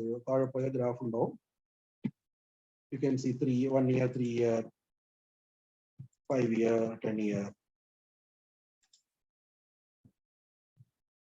Everything will come. But again, as you rightly said, return is not the only thing you should do. In fact, return I will put as the last filter. And the question I actually kind of took. So I take everything, all data from mutual fund. The random reason it has last 30 years, close to 25 years of data. And it's a very good proxy for all these asset classes. Equity ILM, debt ILM, gold ILM. It's a very good proxy. This gives clean data. Every day NAV defined this very clean data, SEBI governed, regulated, all these things. So this is the place where I take all my data. Thanks, Mukundan. One question in US specifically mutual funds versus index funds debate. Normally, the broad-based index funds over a period of time നമ്മൾ അധികം intervention വേണ്ടാത്ത mostly passive ആയിട്ടുള്ള ഇതിന് ഏറ്റവും മൂന്നിന് ആദ്യം പറഞ്ഞ പോലെ ഈ മ്യൂച്വൽ ഫണ്ട്സ് റൺ ചെയ്യുന്ന ആൾക്കാർ മോസ്റ്റ്ലി അവർക്ക് കോൺഫ്ലിക്ട് ഓഫ് ഇൻട്രസ്റ്റ് ഉണ്ടാവും. അപ്പൊ അതുകൊണ്ട് തന്നെ ഈ വാൻഗാർഡ് പോലത്തെ ബ്രോഡ് ബേസ്ഡ് ഇൻഡെക്സസ് ആണ് അവിടെ ഈ financial independence community mainly recommend ചെയ്യുന്നത്. S&P 500 അങ്ങനത്തെ ബ്രോഡ് ബേസ്ഡ് ഇൻഡെക്സസ്. ആ സെയിം ലോജിക്ക് ഇന്ത്യൻ മാർക്കറ്റിലും ആപ്ലിക്കബിൾ ആണോ? ഇന്ത്യൻ മാർക്കറ്റിൽ പാർഷ്യലി ആപ്ലിക്കബിൾ ആണ്, പാർഷ്യലി അല്ല. എന്തുകൊണ്ടാണെന്ന് ഞാൻ പറയാം.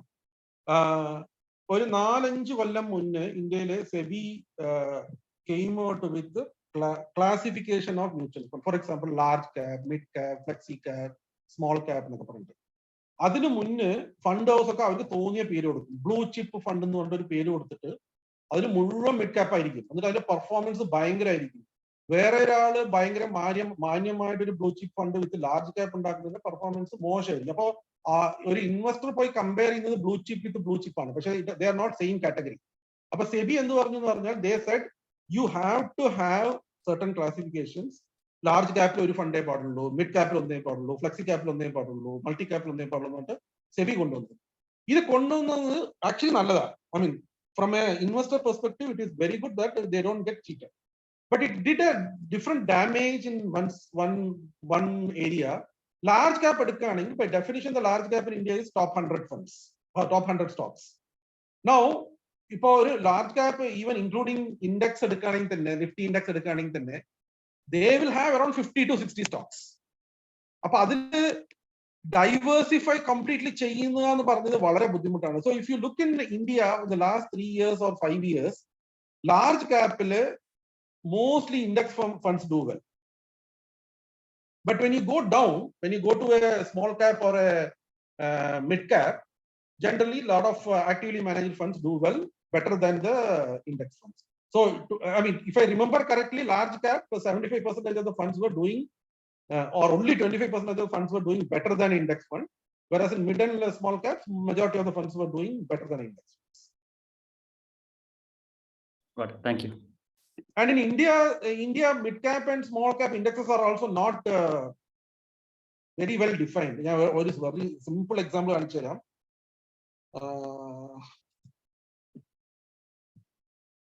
നിഫ്റ്റിയിൽ ഒരു മിഡ് ക്യാപ്പ് ഉണ്ട്, BSEയിൽ ഒരു മിഡ് ക്യാപ്പ് ഉണ്ട്. രണ്ടും ഒരു ദിവസം പെർഫോമൻസ് എടുത്ത് നോക്കിയാൽ തന്നെ it will be very different. I hope I am right ഇന്നലെ ഓൺ ഫ്രൈഡേ. ഞാൻ ഫ്രൈഡേ ഡാറ്റ നോക്കിയിട്ടില്ല. I will see it together. ഇത് നോക്കൂ, ഇത് നിഫ്റ്റി മിഡ് ക്യാപ്പ് ആണ്. 1.1% ആണ് ഫ്രൈഡേ കൂടിയത്. മിഡ് ക്യാപ്പ് ഇത് BSE മിഡ് ക്യാപ്പ് ആണ് എന്റെ അറിവില്. അത് കൂടിയത് 0.9. സോ ദ ഗ്യാപ്പ് ഉണ്ട് 0.15% ആണ് ഒറ്റ ദിവസം കൊണ്ട്. മനസ്സിലായത്? മനസ്സിലായി. ഒന്ന് BSE, ഒന്ന് NSE എന്ന് പറയുന്നത് അല്ലേ? So index ആവുമ്പോൾ this should be the gap should be very small, maybe 0.05, 0.06 അത്രയൊക്കെ വരാൻ പാടുള്ളൂ. That means that the index itself is not mature. Okay, got it. പിന്നെ നമ്മൾ ഇപ്പൊ ഇൻഡെക്സിനെക്കാളും ബെറ്റർ പറഞ്ഞാൽ നമ്മൾ ഏത് ഇൻഡെക്സ് ആണ് കമ്പയർ ചെയ്യുന്നത്? For example this index is doing worse than Nifty, then we can always say it did better than BSE mid cap, right? But Niftyയും Sensexum will be very close. Nifty and Sensex follow very close. Even though there are 50 and 30 stocks, they are reasonably close enough. Long term. That's mature.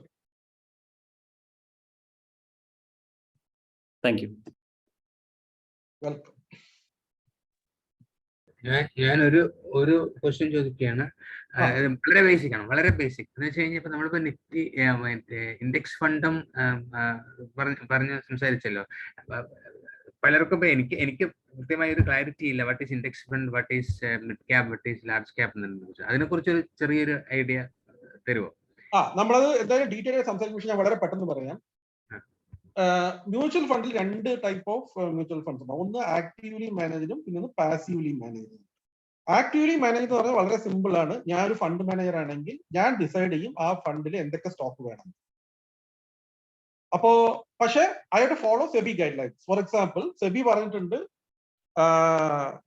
Equity ആകുമ്പോ ഒരു fund ഹൗസിന് ഒരു large ക്യാപ്പേ പാടുള്ളൂ. അങ്ങനെ പറഞ്ഞ എന്താന്ന് പറഞ്ഞാൽ ആ large cap കാറ്റഗറിയില് choose ചെയ്യാവുന്ന സ്റ്റോക്ക് ഇന്ത്യയിലെ ലാർജസ്റ്റ് 100 കമ്പനീസ് ആയിരിക്കണം. അത് മാത്രമേ എടുക്കാൻ പാടുള്ളൂ. ഓക്കെ. മിഡ് ക്യാപ്പ് പറഞ്ഞാൽ അടുത്ത 150, സ്മോൾ ക്യാപ്പ് പറഞ്ഞാൽ അത് കഴിഞ്ഞ എല്ലാം. അപ്പൊ അതുപോലെ കുറെ കാറ്റഗറി ഉണ്ട്. ഇതിപ്പോ നമ്മൾ പറഞ്ഞത് large cap, mid cap, small cap, പിന്നെ മൾട്ടി ക്യാപ്പ് എന്ന് പറയും. ഇതെല്ലാം 25% പോലെ. ഫ്ലെക്സി ക്യാപ്പ് ഏതിന് വേണമെങ്കിൽ എത്ര ശതമാനം വേണമെങ്കിൽ വരാം. പിന്നെ ബാങ്കിങ് ഫണ്ട് എന്ന് പറയാം, അപ്പൊ ബാങ്കുകൾ മാത്രം. ഫാർമ ഫണ്ട് എന്ന് പറയാം, അത് ഫാർമ കമ്പനീസ് മാത്രം. സോ അങ്ങനെ കുറെ കാറ്റഗറീസ് ഉണ്ടാവും. അതാണ് ആക്റ്റീവ്ലി മാനേജ്ഡ് ഫണ്ട്സിന്റെ എക്സാമ്പിൾസ്. നൗ പാസീവ്ലി മാനേജ് എന്ന് പറഞ്ഞാൽ ഇപ്പൊ നിഫ്റ്റി എന്ന് പറയുന്ന സാധനം ഒരു ഇൻഡെക്സ് ആണ്. ഇൻഡെക്സ് എന്ന് പറഞ്ഞാൽ it's actually artificial stuff. There is nothing called index. It's a group of Stokes.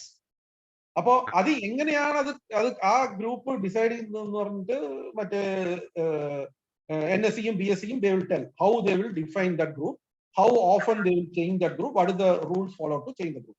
Typically ഇന്ത്യയിലെ largest 50 companies by market cap will be in Nifty, largest 30 will be in BSE Sensex.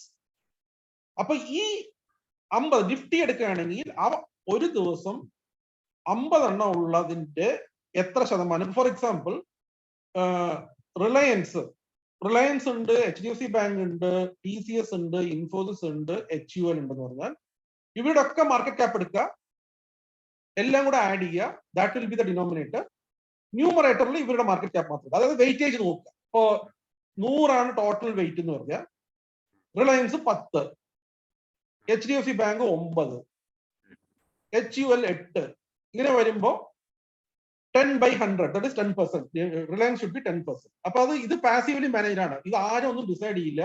എല്ലാ ദിവസവും ഒരു fund മാനേജറോ അല്ലെങ്കിൽ ആരെങ്കിലും ഒരു analyst വന്ന് നോക്കും, ഇന്ന് എത്രയാണ് നിഫ്റ്റിയിൽ, ഇതിന്റെ വില എത്രയാണ്, ഇതിന്റെ വെയിറ്റേജ് എത്രയാണ്, അത്രയും ഇത് ഒരു അടുത്ത ദിവസം അഡ്ജസ്റ്റ് ചെയ്യും, വിൽക്കുക വാങ്ങിക്കുകയോ ചെയ്യും, എല്ലാ ദിവസവും ചെയ്യും. അപ്പൊ ദിസ് ഈസ് കോൾഡ് ഇൻഡെക്സ്. അപ്പോ സ്റ്റോക്ക് എക്സ്ചേഞ്ച് കുറെ ഇൻഡെക്സ് ഡിഫൈൻ ചെയ്യും. ഇപ്പൊ ഞാൻ പറഞ്ഞ പോലെ ഇപ്പൊ നിഫ്റ്റിയിലെ മിഡ് ക്യാപ്പ് ഇൻഡെക്സും BSEയിലെ മിഡ് ക്യാപ്പ് ഇൻഡെക്സും കംപ്ലീറ്റ്ലി ഡിഫറെന്റ് ആയിരിക്കും. They will define whatever they feel is as per their rule. So അതിനൊക്കെ മ്യൂച്വൽ ഫണ്ടുകാർ ഓരോ ഫണ്ട് വേണമെങ്കിൽ ഉണ്ടാക്കാം. So that is called index funds. So index fund കുറച്ചുകൂടെ എന്താ പറയാ, കുറച്ചുകൂടി സേഫ് ആയി എന്ന് പറയാൻ പറ്റുമോ എന്ന് വെച്ച് കഴിഞ്ഞാൽ? ഇല്ല. See, end of the day everything is in stock market.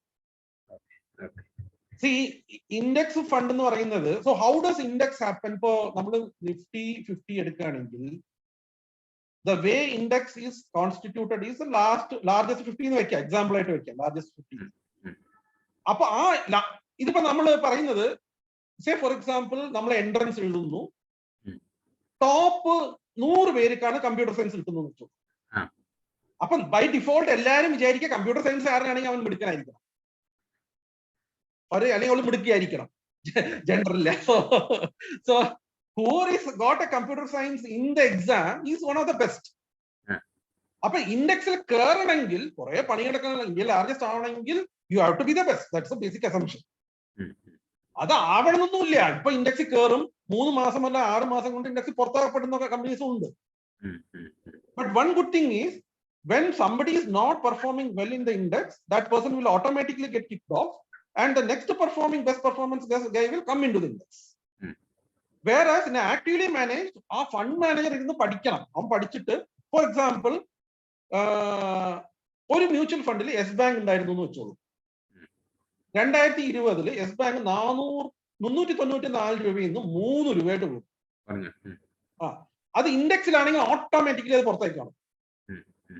പക്ഷെ ഒരു ആക്റ്റീവ്ലി മാനേജ് ഫണ്ട് ആണെങ്കിൽ അവന് ഡിസൈഡ് ചെയ്യാം അത് പുറത്താക്കണോ വേണ്ട. മിക്കവാറും എല്ലാവരും പുറത്തായി. പക്ഷെ they can decide saying that this is still a good investment, I will buy more എന്ന് പറഞ്ഞിട്ട് 3 രൂപയ്ക്ക് അവൻ കൂടുതൽ വേണമെങ്കിൽ അവന് വാങ്ങിക്കാം. So there's a difference. പക്ഷെ as I said, in any matured market, generally index funds outperform most of the active funds. US-ലൊക്കെ പോയാൽ 75% ഇൻഡെക്സ് ഫണ്ട്സ് ആണ് പെർഫോം ചെയ്യുക. വാറൻ ബഫേ തന്നെ പറഞ്ഞിട്ടുണ്ട്, അങ്ങേര് മരിച്ചുപോയ ശേഷം പുള്ളിയുടെ പൈസ മുഴുവൻ ഇൻഡെക്സ് ഫണ്ടിൽ ഇടണമെന്നാണ് പുള്ളി പറഞ്ഞിരിക്കുന്നത്. വേറൊരു കാര്യം, ഈ ആക്റ്റീവ്ലി മാനേജ്ഡ് മ്യൂച്വൽ ഫണ്ട് ആകുമ്പോൾ അതിന്റെ എക്സ്പെൻസ് റേഷ്യോ കുറച്ച് അധികമായിരിക്കില്ല ഇൻഡെക്സ് ഫണ്ടിനെ വെച്ച് നോക്കുമ്പോൾ? ആയിരിക്കും. ആണ്. പക്ഷെ end of the day we are only bothered about how much return we are getting, and that is net of the expense ratio. ഇപ്പോ എന്റെ ഫണ്ടിൽ 15% റിട്ടേൺ കിട്ടി, അതിലൊരു 1% എക്സ്പെൻസ് റേഷ്യോ ആണെങ്കിൽ ഇവര് കാണിക്കുന്ന റിട്ടേൺ 14 കാണിക്കൂ. അത് സെയിം ആണ് ഇൻഡെക്സിലും, same thing, whatever return. So for example നമ്മൾ ഇവിടെ കാണുന്നുണ്ടല്ലോ, ഇപ്പൊ 24 പോയിന്റ്, എന്റെ സ്ക്രീൻ കാണാവോ? കാണാം. ഇപ്പൊ ഞാൻ താഴെ കാണിച്ചത് നോക്ക്, ഇവിടെ 1 day, 1 week, 1 year, 7 year, 10 year, ഇതെല്ലാ ഡാറ്റയും they have subtracted the expense ratio from this. Okay. അപ്പോ said that is important, കാരണം ഇൻഡെക്സ് ഫണ്ടിൽ പൊതുവെ വളരെ കുറവായിരിക്കും. There are index funds with 0.05 expense ratio also. There are active funds with 1.5% also. So ഉണ്ടാവും. പക്ഷെ see, if somebody is doing extremely well, right, they will charge a little bit more. പക്ഷെ അതിനും guidelines ഉണ്ട് കേട്ടോ. SEBI guidelines are there how much they can charge. It's a maximum cap. Some 2% or 2.5% maximum ചെയ്യാറുള്ളൂ. അത് ആരും ചെയ്യാറില്ല. Nobody does 2.5% unless that fund house is very, very small.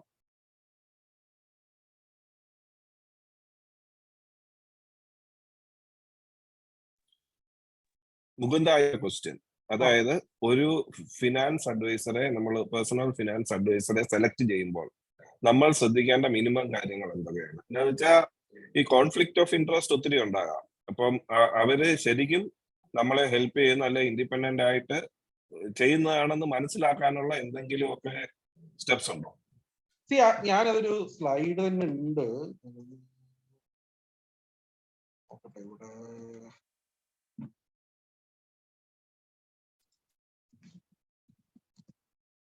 ഒരു ഫിഡൂഷ്യറി എന്ന് പറഞ്ഞൊരു കോൺസെപ്റ്റ് ഉണ്ടല്ലോ, അത് ഇന്ത്യയിൽ അപ്ലിക്കബിൾ ആണോ? അതായത് ബേസിക്കലി ക്ലയന്റിന്റെ ബെസ്റ്റ് ഇൻട്രസ്റ്റിൽ അഡ്വൈസർ വർക്ക് ചെയ്യുന്ന ഒരു കമ്മിറ്റ്മെന്റ്. അത് സെബിയുടെ സർട്ടിഫിക്കേഷൻ എഴുതുമ്പോൾ അതാണ് ആദ്യം അവർ ഡിക്ലെയർ ചെയ്യേണ്ടത്. ഇന്ത്യയിലൊക്കെ ആരാ ഇതിനൊക്കെ ഒരു വില കൊടുക്കുന്നത്? ഇതൊന്നും പ്രൂവ് ചെയ്യാൻ പറ്റില്ല. That is the problem. There is no what should I say? There is no way. See, everybody knows how to circumvent the system. So senior most people, ഇപ്പൊ നിങ്ങൾക്ക് അറിയാന്നല്ല, ഈ സ്ത്രീയെ പറ്റി കേട്ടിട്ടുണ്ടോ?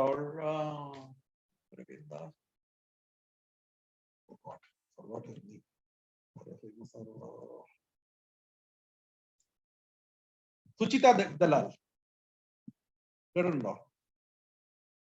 സോ അവളാണ് മറ്റേ കേതൻ പാരേക്കൽ, അതിന് മുന്നേ എന്താണ്, ഹർഷത് മേത്തയുടെ കണ്ടുപിടിച്ചത്. ഷി ഗോട്ട് പത്മശ്രീ ഉണ്ടോ, ഷി വാസ് എ ജേർണലിസ്റ്റ്. അവൾക്ക് ഇപ്പൊ ഒരു ചാനലുണ്ട്, യൂട്യൂബ് ചാനലുണ്ട്, മണി ലൈഫ് എന്ന് പറഞ്ഞൊരു യൂട്യൂബ് ചാനലുണ്ട്. സോ അതിൽ അവൾ ഒരിക്കൽ പറഞ്ഞത്, 85 വയസ്സായ ഒരു സ്ത്രീയെ ഒരു ബ്രോക്കർ കമ്പനി ട്രേഡ് ചെയ്യിപ്പിച്ച്, പൈസ എനിക്ക് ശരിക്കും ഓർമ്മയില്ല, കോടിക്കണക്കിലോ, 1 കോടിയോ 2 കോടിയോ, അവരുടെ മക്കളൊക്കെ US-ലും പുറത്താണ്. എന്നിട്ട് ട്രേഡ് ചെയ്യിപ്പിച്ച് അത്രയും പൈസ പോയിട്ടും അവര് so they are very legal. അവര് കോൾ എല്ലാം റെക്കോർഡ് ചെയ്യുന്നുണ്ട്, പിന്നെ കേസ് കൊടുത്തപ്പോ എല്ലാ എവിഡൻസും അവർ കൊണ്ടുവരുന്നുണ്ട്. സോ കോളിലൊക്കെ അവർ വളരെ നന്നായിട്ടാണ് സംസാരിക്കുന്നത്. അവർ അഡ്വൈസ് ചെയ്യുന്നതൊക്കെ വളരെ നല്ലതാണ്. നിങ്ങൾ ഇത് റിസ്ക് എടുക്കാൻ പാടില്ല, ഇത് ഹൈ റിസ്ക് ആണ്, അതൊക്കെ പറയുന്നുണ്ട്. But end of the day that lady lost that opportunity. So they know how to handle all these things. They are too good in doing wrong things, following the law. So see, ഇത് ഞാനൊരു generic ആയിട്ട് check list ആക്കി ഉണ്ടാക്കിയതാട്ടോ. So it's not that you can figure out a financial advisor കണ്ടുപിടിക്കാൻ. Maybe we can use the same thing. There are some simple questions. ഇപ്പൊ അവർക്ക് ഒന്നാമത് financial industry മനസ്സിലാവുന്നുണ്ടോ, personal finance മനസ്സിലാവുന്നുണ്ടോ, അവർ വെറുതെ മണ്ടത്തരം പറയാണോ? കുറെ നമ്പേഴ്സും കുറെ റൂൾസ് ഒക്കെ ഇട്ട് വെച്ചാണ് ഞാൻ അയച്ചുതരാം. I will send you this. I will post it to the, അല്ലെങ്കിൽ സുനിലിനെ അയക്കാം, then you will share with all. But said that, ഈ ഇൻഡസ്ട്രിയിൽ again, as I said, nobody proactively will tell what is their conflict of interest. So best is to go through somebody whom you know, and then they are officially certified. എനിക്കൊരു formal financial adviser ഉണ്ട്, വിജേഷ് പാലക്കാട് തന്നെയാണ്. So I go to him for everything. He is officially certified by SEBI. and he is fee only guy. He will take 15,000 rupees and he has no conflict of interest. അതുകൊണ്ട് കാരണം പുള്ളി എന്ത് recommend ചെയ്താലും പുള്ളിക്ക് 5 പൈസ കിട്ടില്ല. So he doesn't have any conflict of interest. അവർ അങ്ങനെ ഒരു ഗ്രൂപ്പ് തന്നെ ഉണ്ട്. ഐ മീൻ ഇന്ത്യയിൽ തന്നെ അവരെ ഒരു ഗ്രൂപ്പ് ഉണ്ട്. 15-20 പേരേ ഉള്ളൂ അങ്ങനെ ചെയ്യുന്നവര്.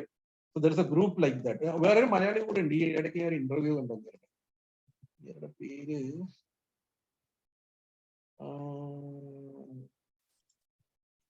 പറഞ്ഞുതരാം.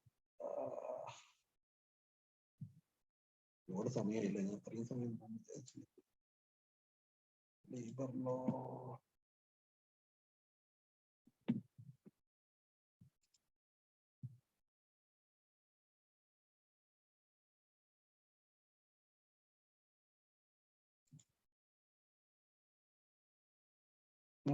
ഇങ്ങനെ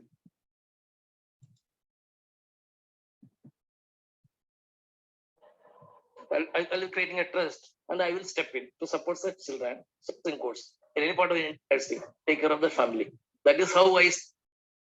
And who course corrected the entire time. I am traveling to Kerala to meet with Melvin Joseph, the man. Melvin Joseph.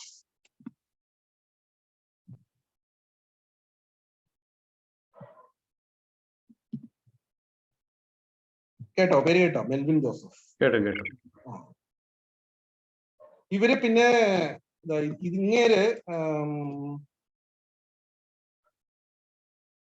teaches personal finance through his in-depth data. ഇങ്ങേര് പട്ടുകളുടെ രക്ഷയാണ്. ഇങ്ങനെ പേഴ്സണൽ ഫിനാൻസ് അഡ്വൈസർ അല്ല, but he has a YouTube channel call free fin cal. ഇങ്ങനെ IIT Madras ഒരു പ്രൊഫസറാണ്. So ഇവരെല്ലാം ഒരു ഗ്രൂപ്പാണ്. ഇങ്ങനെ മെൽവിൻ, ബ്രിജേഷ്, അവരെല്ലാം ഒരു ഗ്രൂപ്പാണ്.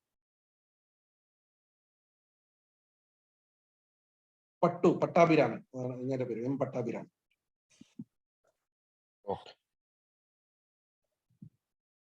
ഒരു ചെറിയ കാര്യം ചോദിച്ചോട്ടെ. എന്റെ പേര് ഡോക്ടർ ടി ഉണ്ണികൃഷ്ണൻ. ഞാൻ തിരുവനന്തപുരത്താണ് സംസാരിക്കുന്നത്.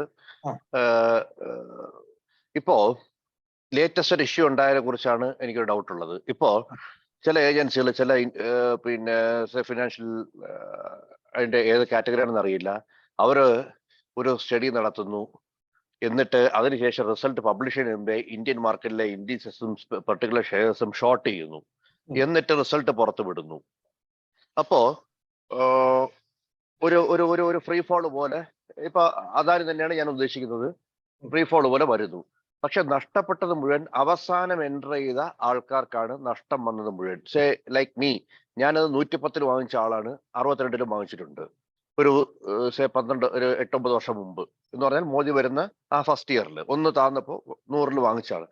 4000 വരെ പോയി ഹോൾഡ് ചെയ്തു. ഇപ്പോ 1800 ആയാലും എനിക്ക് നഷ്ടമില്ല.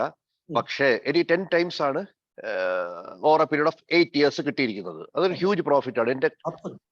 എന്റെ നഷ്ടം മുഴുവൻ ഒറ്റ സ്റ്റോക്കാണ് തീർത്തിട്ടുള്ളത്. അപ്പോ അവസാനം പൈസ പോകുന്നത് മുഴുവൻ ന്യൂ കമേഴ്സിനാണ്. നമ്മളത് ഫീൽ ചെയ്യാത്തത് SIP സ്ട്രോങ് ആയിട്ട് ഇന്ത്യൻ മാർക്കറ്റിൽ നിൽക്കുന്നത് കൊണ്ടാണ് നമ്മുടെ മാർക്കറ്റ് അടിച്ച് പൊളിച്ച് പോവാത്തത്. അപ്പൊ ഇതുപോലെയുള്ള റിപ്പോർട്ടുകൾ, ഷോർട്ട് ചെയ്തിട്ട് റിപ്പോർട്ടുകൾ വിടുന്നതിന് അതാണ് വീഴേണ്ടത് തന്നെയാണ്. പക്ഷേ ബാക്കിയുള്ള സ്റ്റോക്സിലും ഇതുപോലത്തെ ഇന്റർവെൻഷൻസ് വിദേശ ഏജൻസികളോ ഇന്റേണൽ ഏജൻസികളോ നടത്തി കഴിഞ്ഞാൽ അതിന് സെബിക്ക് എന്ത് ചെയ്യാൻ കഴിയും, അല്ലെങ്കിൽ നമുക്ക് എന്ത് പ്രിക്കോഷൻ എടുക്കാൻ കഴിയും? ഞാൻ ഉദ്ദേശിക്കുന്ന പറഞ്ഞാൽ ഓൾറെഡി ഷോർട്ട് ചെയ്തിട്ട് റിസൾട്ട് അല്ലെങ്കിൽ ഇൻവെസ്റ്റിഗേഷൻ റിപ്പോർട്ട് വിടുക. ശരിക്കും പറഞ്ഞാൽ അവർ കറക്റ്റായിട്ട് ചെയ്യണമെങ്കിൽ ജസ്റ്റ് ആയിട്ട് ചെയ്യണമായിരുന്നു. അതിന് നമുക്ക് എന്താണ് നമുക്കൊരു പ്രൊട്ടക്ഷൻ ഉള്ളത് ഇൻവെസ്റ്റേഴ്സിന്? ഞാൻ രണ്ട് രീതിയിൽ ഒന്ന് പറയാം. ഒന്ന്, അവർ ചെയ്തതിൽ ഒരു തെറ്റുമില്ല. കാരണം ലീഗലാണ് അവർ ചെയ്തത്. കാരണം അവരൊരു റിസർച്ച് ഫേം ആണ്. അവര് അത് ലീഗലായിട്ട് അവർക്ക് അറിയാവുന്ന ഒരു റിസർച്ച് ചെയ്തു. അവര് പോയി ഷോർട്ട് ചെയ്തു. എന്നിട്ട് അത് ലോകത്തിനോട് പറഞ്ഞു. അത്രേ ഉള്ളൂ. അതില് അബ്സല്യൂട്ട്ലി നത്തിങ് റോങ്. ഇപ്പൊ ഞാനൊരു വീഡിയോ ഇടാം, ഞാൻ പോയിട്ട് പറയാം അദാനി മോശമാണ് അത് എന്നൊക്കെ പറയുന്നത് പോലെയാണ് അവരും ചെയ്തത്. So there is absolutely nothing wrong legally by what they did. നമ്മൾ ആസ് എ ഇൻവെസ്റ്റർ എന്ത് ചെയ്യാന്ന് ചോദിക്കുമ്പോഴാണ്, അദാനി സ്റ്റോക്സ് actually ഞാൻ ഒരു കാണിച്ചു തരാം. You see the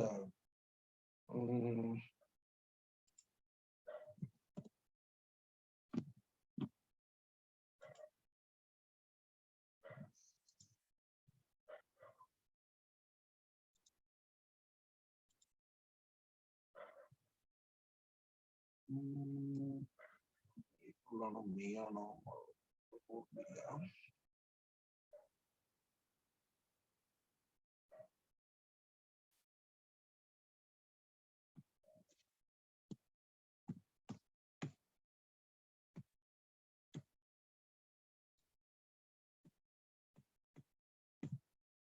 എല്ലാ ഡാറ്റ ഉണ്ട്, അദാനിയുടെ എല്ലാ ഡാറ്റയും ഉണ്ടായിരുന്നു. അതല്ല, I think previous one, so it will make it A little more clear. അതുകൊണ്ടാണ് അത് ചെയ്യാറ്.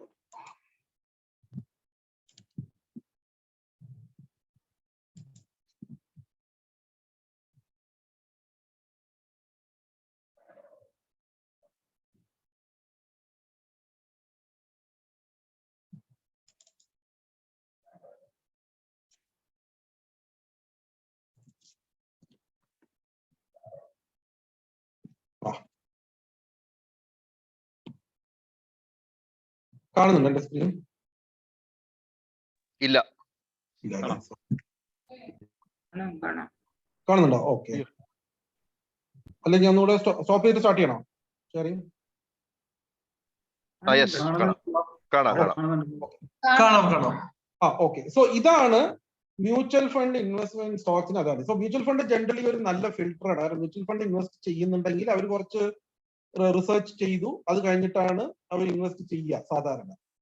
ഇപ്പൊ നോക്കിയാൽ 16,000 കോടി മാത്രമാണ് ഇൻവെസ്റ്റ്മെന്റ് ഓൾ മ്യൂച്വൽ ഫണ്ട്സ് ഇട്ടിരിക്കുക. അതും ഈ ACC അംബുജയാണ്. അത് അദാനി വാങ്ങിക്കുന്ന മുന്നിട്ടതായിരിക്കും. സോ അത് 7,000 കോടി എടുത്തു കളഞ്ഞാൽ ആകെ 9,000 കോടിയെ അദാനിയുടെ സ്റ്റോക്കിൽ മ്യൂച്വൽ ഫണ്ട് ഇൻവെസ്റ്റ് ചെയ്തിട്ടുള്ളൂ.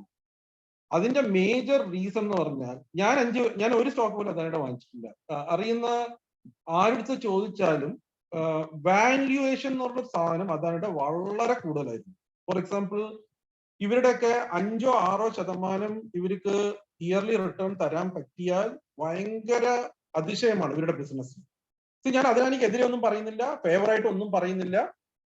I always believe unless somebody is proven guilty they are all Innocent എന്നുള്ള രീതിയിലാണ് ഞാൻ നോക്കാറ്. So I know political or അതല്ല. പക്ഷെ അവരുടെ ഫണ്ടമെന്റൽ ബിസിനസ് നോക്കുമ്പോൾ മോസ്റ്റ്ലി ഇൻഫ്രാസ്ട്രക്ചർ ആണ്, വെരി ലോങ് ടേം, 30, 40, 50 ഇയർ ആണ്. അവർക്ക് കമ്മിറ്റഡ് ആയിട്ടുള്ള റവന്യൂ കിട്ടിക്കൊണ്ടേയിരിക്കും, പക്ഷെ വളരെ ചെറിയ ലാഭം ഉണ്ടാവുള്ളൂ, 5-6% ഉണ്ടാവും. ഇങ്ങനെയുള്ള ഒരു ബിസിനസ്സിന് ഒരു PE കൊണ്ട് ഒരു മെഷർ ഉണ്ട്. PE പ്രൈസ് ടു ഏർണിങ്സ് ഒരു മെഷർ ഉണ്ട്. അത് സാധാരണ ഒരു 15-ൽ കൂടുതലൊക്കെ ആയി പറഞ്ഞാൽ ഇത് വളരെ എക്സ്പെൻസീവ് ആണെന്ന് പറയാം. അദാനിയുടെ പല സ്റ്റോക്കുകളും PE 400, 600, 800 വരെ ഉണ്ടായിരുന്ന PE ആണ്. അതാണ് ഒരു മേജർ റീസൺ മ്യൂച്വൽ ഫണ്ട്സ് അങ്ങോട്ട് കയറാതിരുന്നത്. ഇനിയിപ്പോ എന്തുകൊണ്ട് സ്റ്റിൽ സംബഡി പോയി എന്ന് പറഞ്ഞാൽ, ഈ അപ്പോർട്ട് അദാനി എന്റർപ്രൈസ് ഒക്കെ നിഫ്റ്റി നെക്സ്റ്റ് 50 ഇൻഡെക്സിലുണ്ട്. അപ്പോ അത് ഇൻഡെക്സ് ഫണ്ടുകൾക്ക് വാങ്ങിച്ചേ അല്ലാതെ ഒന്നും ചെയ്യാൻ പറ്റില്ല. Right? So they are forced to buy that. ഇത് അതാരും ആക്റ്റീവ്ലി മാനേജ് ചെയ്യുന്ന ഫണ്ടുകളൊന്നും അല്ല, പാസീവ്ലി മാനേജ് ചെയ്യുന്ന ഫണ്ടുകളാണ് മിക്കവാറും വാങ്ങിച്ചിരിക്കുന്നത്. അതല്ലാതെ ആകെ 2-3 എന്താ പറയാ മറ്റേ ഫണ്ടേഴ്സ് മാത്രമേ കുറച്ച് കൂടുതൽ പൈസ കിട്ടുള്ളൂ. So typically Adani stocks was very very expensive pre ഇത് വീഴുന്ന മുന്നേ. ഈവൻ ടുഡേ എന്റെ അറിവില് all Adani stocks are very very expensive. ഈ വീഴ്ച ചിലതൊക്കെ 40, 50, 60% ഉണ്ട്. Even then it is very expensive. So that is why when we enter itself, stock market is a very very tough game. ഇപ്പോ എന്താ പറയാ, ഞാൻ S ബാങ്കിൽ എന്റെ 90-80% പൈസ പോയിട്ടുണ്ട്. I bought it at 100 and now it is trading at 84 or 85, right? So this is normal in stock market. But what you have to do is, one is you have to be careful while you enter. ഇങ്ങനെ enter ചെയ്തു പോയി അതിന് രക്ഷയില്ല എന്ന് പറഞ്ഞാലും you have to balance your risk in that such a way that ഒരു stock will not wipe out your wealth. You have to diversify enough that it will only give you a, even if upside or downside, it will only give you a reasonable amount of hit. അത് മാത്രം നമുക്ക് ചെയ്യാൻ പറ്റില്ല. ബാക്കിയൊക്കെ അവർ ചെയ്ത് Hindenburg ചെയ്തൊക്കെ. See, actually Hindenburg has not brought in even one new news. Everything was available in the market, and in most of the thing അവർ പറഞ്ഞതെല്ലാം അദാനിയുടെ തന്നെ റിപ്പോർട്ടിൽ നിന്ന് എടുത്താണ് അവർ കോപ്പി പേസ്റ്റ് ചെയ്തിരിക്കുന്നത്. It's nothing new. Everything is from the public information. The timing was bad. I don't know why it became so അത്ര വലിയ news ആയത് എന്തുകൊണ്ടാണെന്ന് എനിക്ക് അറിയില്ല. But that's part of stock market. We have to do our homework. One. Second is we have to be careful not to diversify enough that we don't get killed by one stock. മൂന്ന് അതിലെ ഒരു ഉണ്ണിയുടെ ഒരു ഇത് എനിക്ക് തോന്നുന്നത് direct question short ചെയ്തിട്ട് research report വിടാൻ പറ്റുമോ എന്നുള്ളത്. ആക്ച്വലി ഫോറിൻ എൻറ്റിറ്റീസിന് അങ്ങനെ ഡയറക്റ്റ് ആയിട്ട് ഷോർട്ട് ചെയ്യാൻ വളരെ റെസ്ട്രിക്ഷൻസ് ഉണ്ട്. അവർ ചെയ്തിരിക്കുന്നത് ഫോറിനിലുള്ള ബോൺസും അങ്ങനത്തെ ഉള്ളവരുടെ അതിലാണ്. ബോൺസ് ആണ്, അല്ലാണ്ട് ഇന്ത്യൻ സ്റ്റോക്ക് അല്ല ഷോർട്ട് ചെയ്തിരിക്കുന്നത്. ഇല്ല, ഒരു ഫോറിനർക്ക് പ്രത്യേകിച്ച് അങ്ങനെ ഷോർട്ട് പൊസിഷൻ എടുക്കാൻ പറ്റില്ല ഇന്ത്യയിൽ. പിന്നെ അദാനിയുടെ എന്റെ അറിവില് 65% എന്തോ ഡെറ്റും ഫോറിൻ ആണ്. അവരുടെ ഇന്ത്യൻ ഡെറ്റ് വളരെ കുറവാണ്. ബോണ്ടാണ് ഒരു ഷോർട്ട് ചെയ്തിരിക്കുന്നത്. അത് എങ്ങനെ വർക്കിംഗ് പോലും സത്യം പറഞ്ഞാൽ എനിക്ക് അറിയില്ല. I don't even know how the bond shorting works.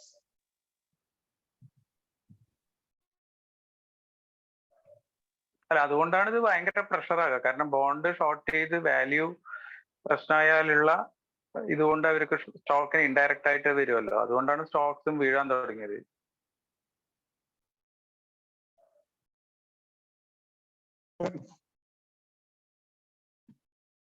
ഇനി ആർക്കെങ്കിലും ക്വസ്റ്റ്യൻസ് ഉണ്ടോ?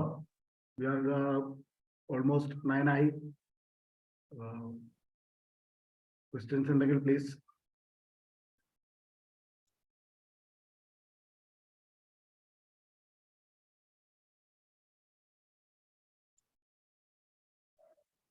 ഇല്ല, ഓക്കെ. അങ്ങനെയാണെങ്കിൽ നമ്മൾ ഈ സെഷന്റെ ഫസ്റ്റ് സെഷന്റെ എൻഡിലേക്കുള്ള ഔപചാരികമായിട്ടുള്ള ഒരു നന്ദി മാത്രമാണ് ഇനി ബാക്കിയുള്ളത്. First of all, a big thanks to Mukundan for such a very interactive as well as informative session. So, ഈ ഒരു സെഷനിൽ നിന്ന് ഒരു കാര്യം നമുക്ക് എല്ലാവർക്കും മനസ്സിലായി. അത് we are talking about only the tip of the iceberg.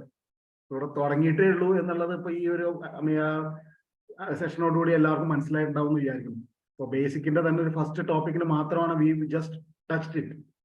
അപ്പോൾ പിന്നെ ഒരു വേറൊരു കാര്യം ഞാൻ ഇതിനകത്ത് ശ്രദ്ധിച്ചത്, ഒരു 27-28 പേര് പങ്കെടുത്തു എന്നുള്ളതിലും nobody dropped out till the session ended. That itself tells you the whole story.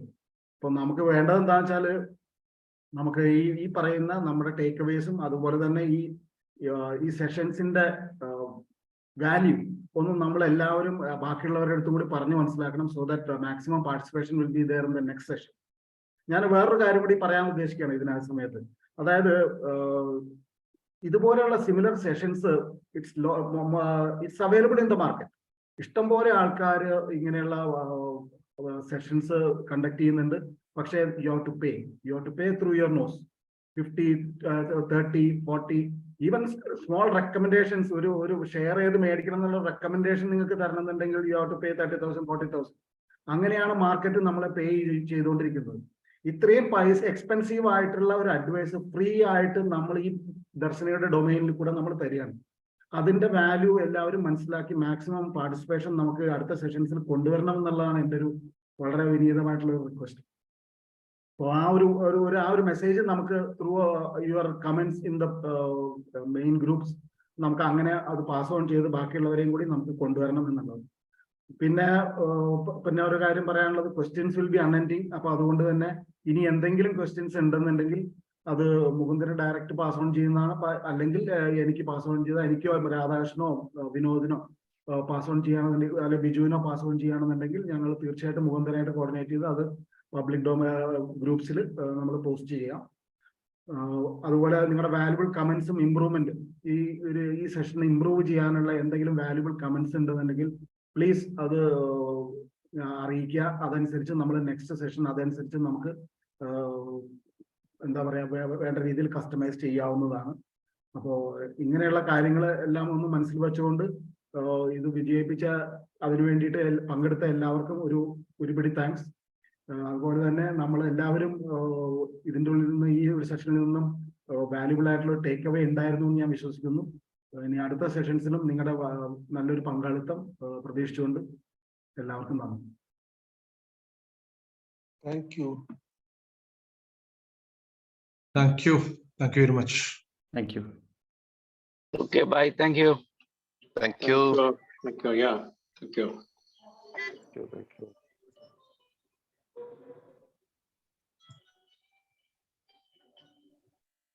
Thank you and good night. Good night, Biju.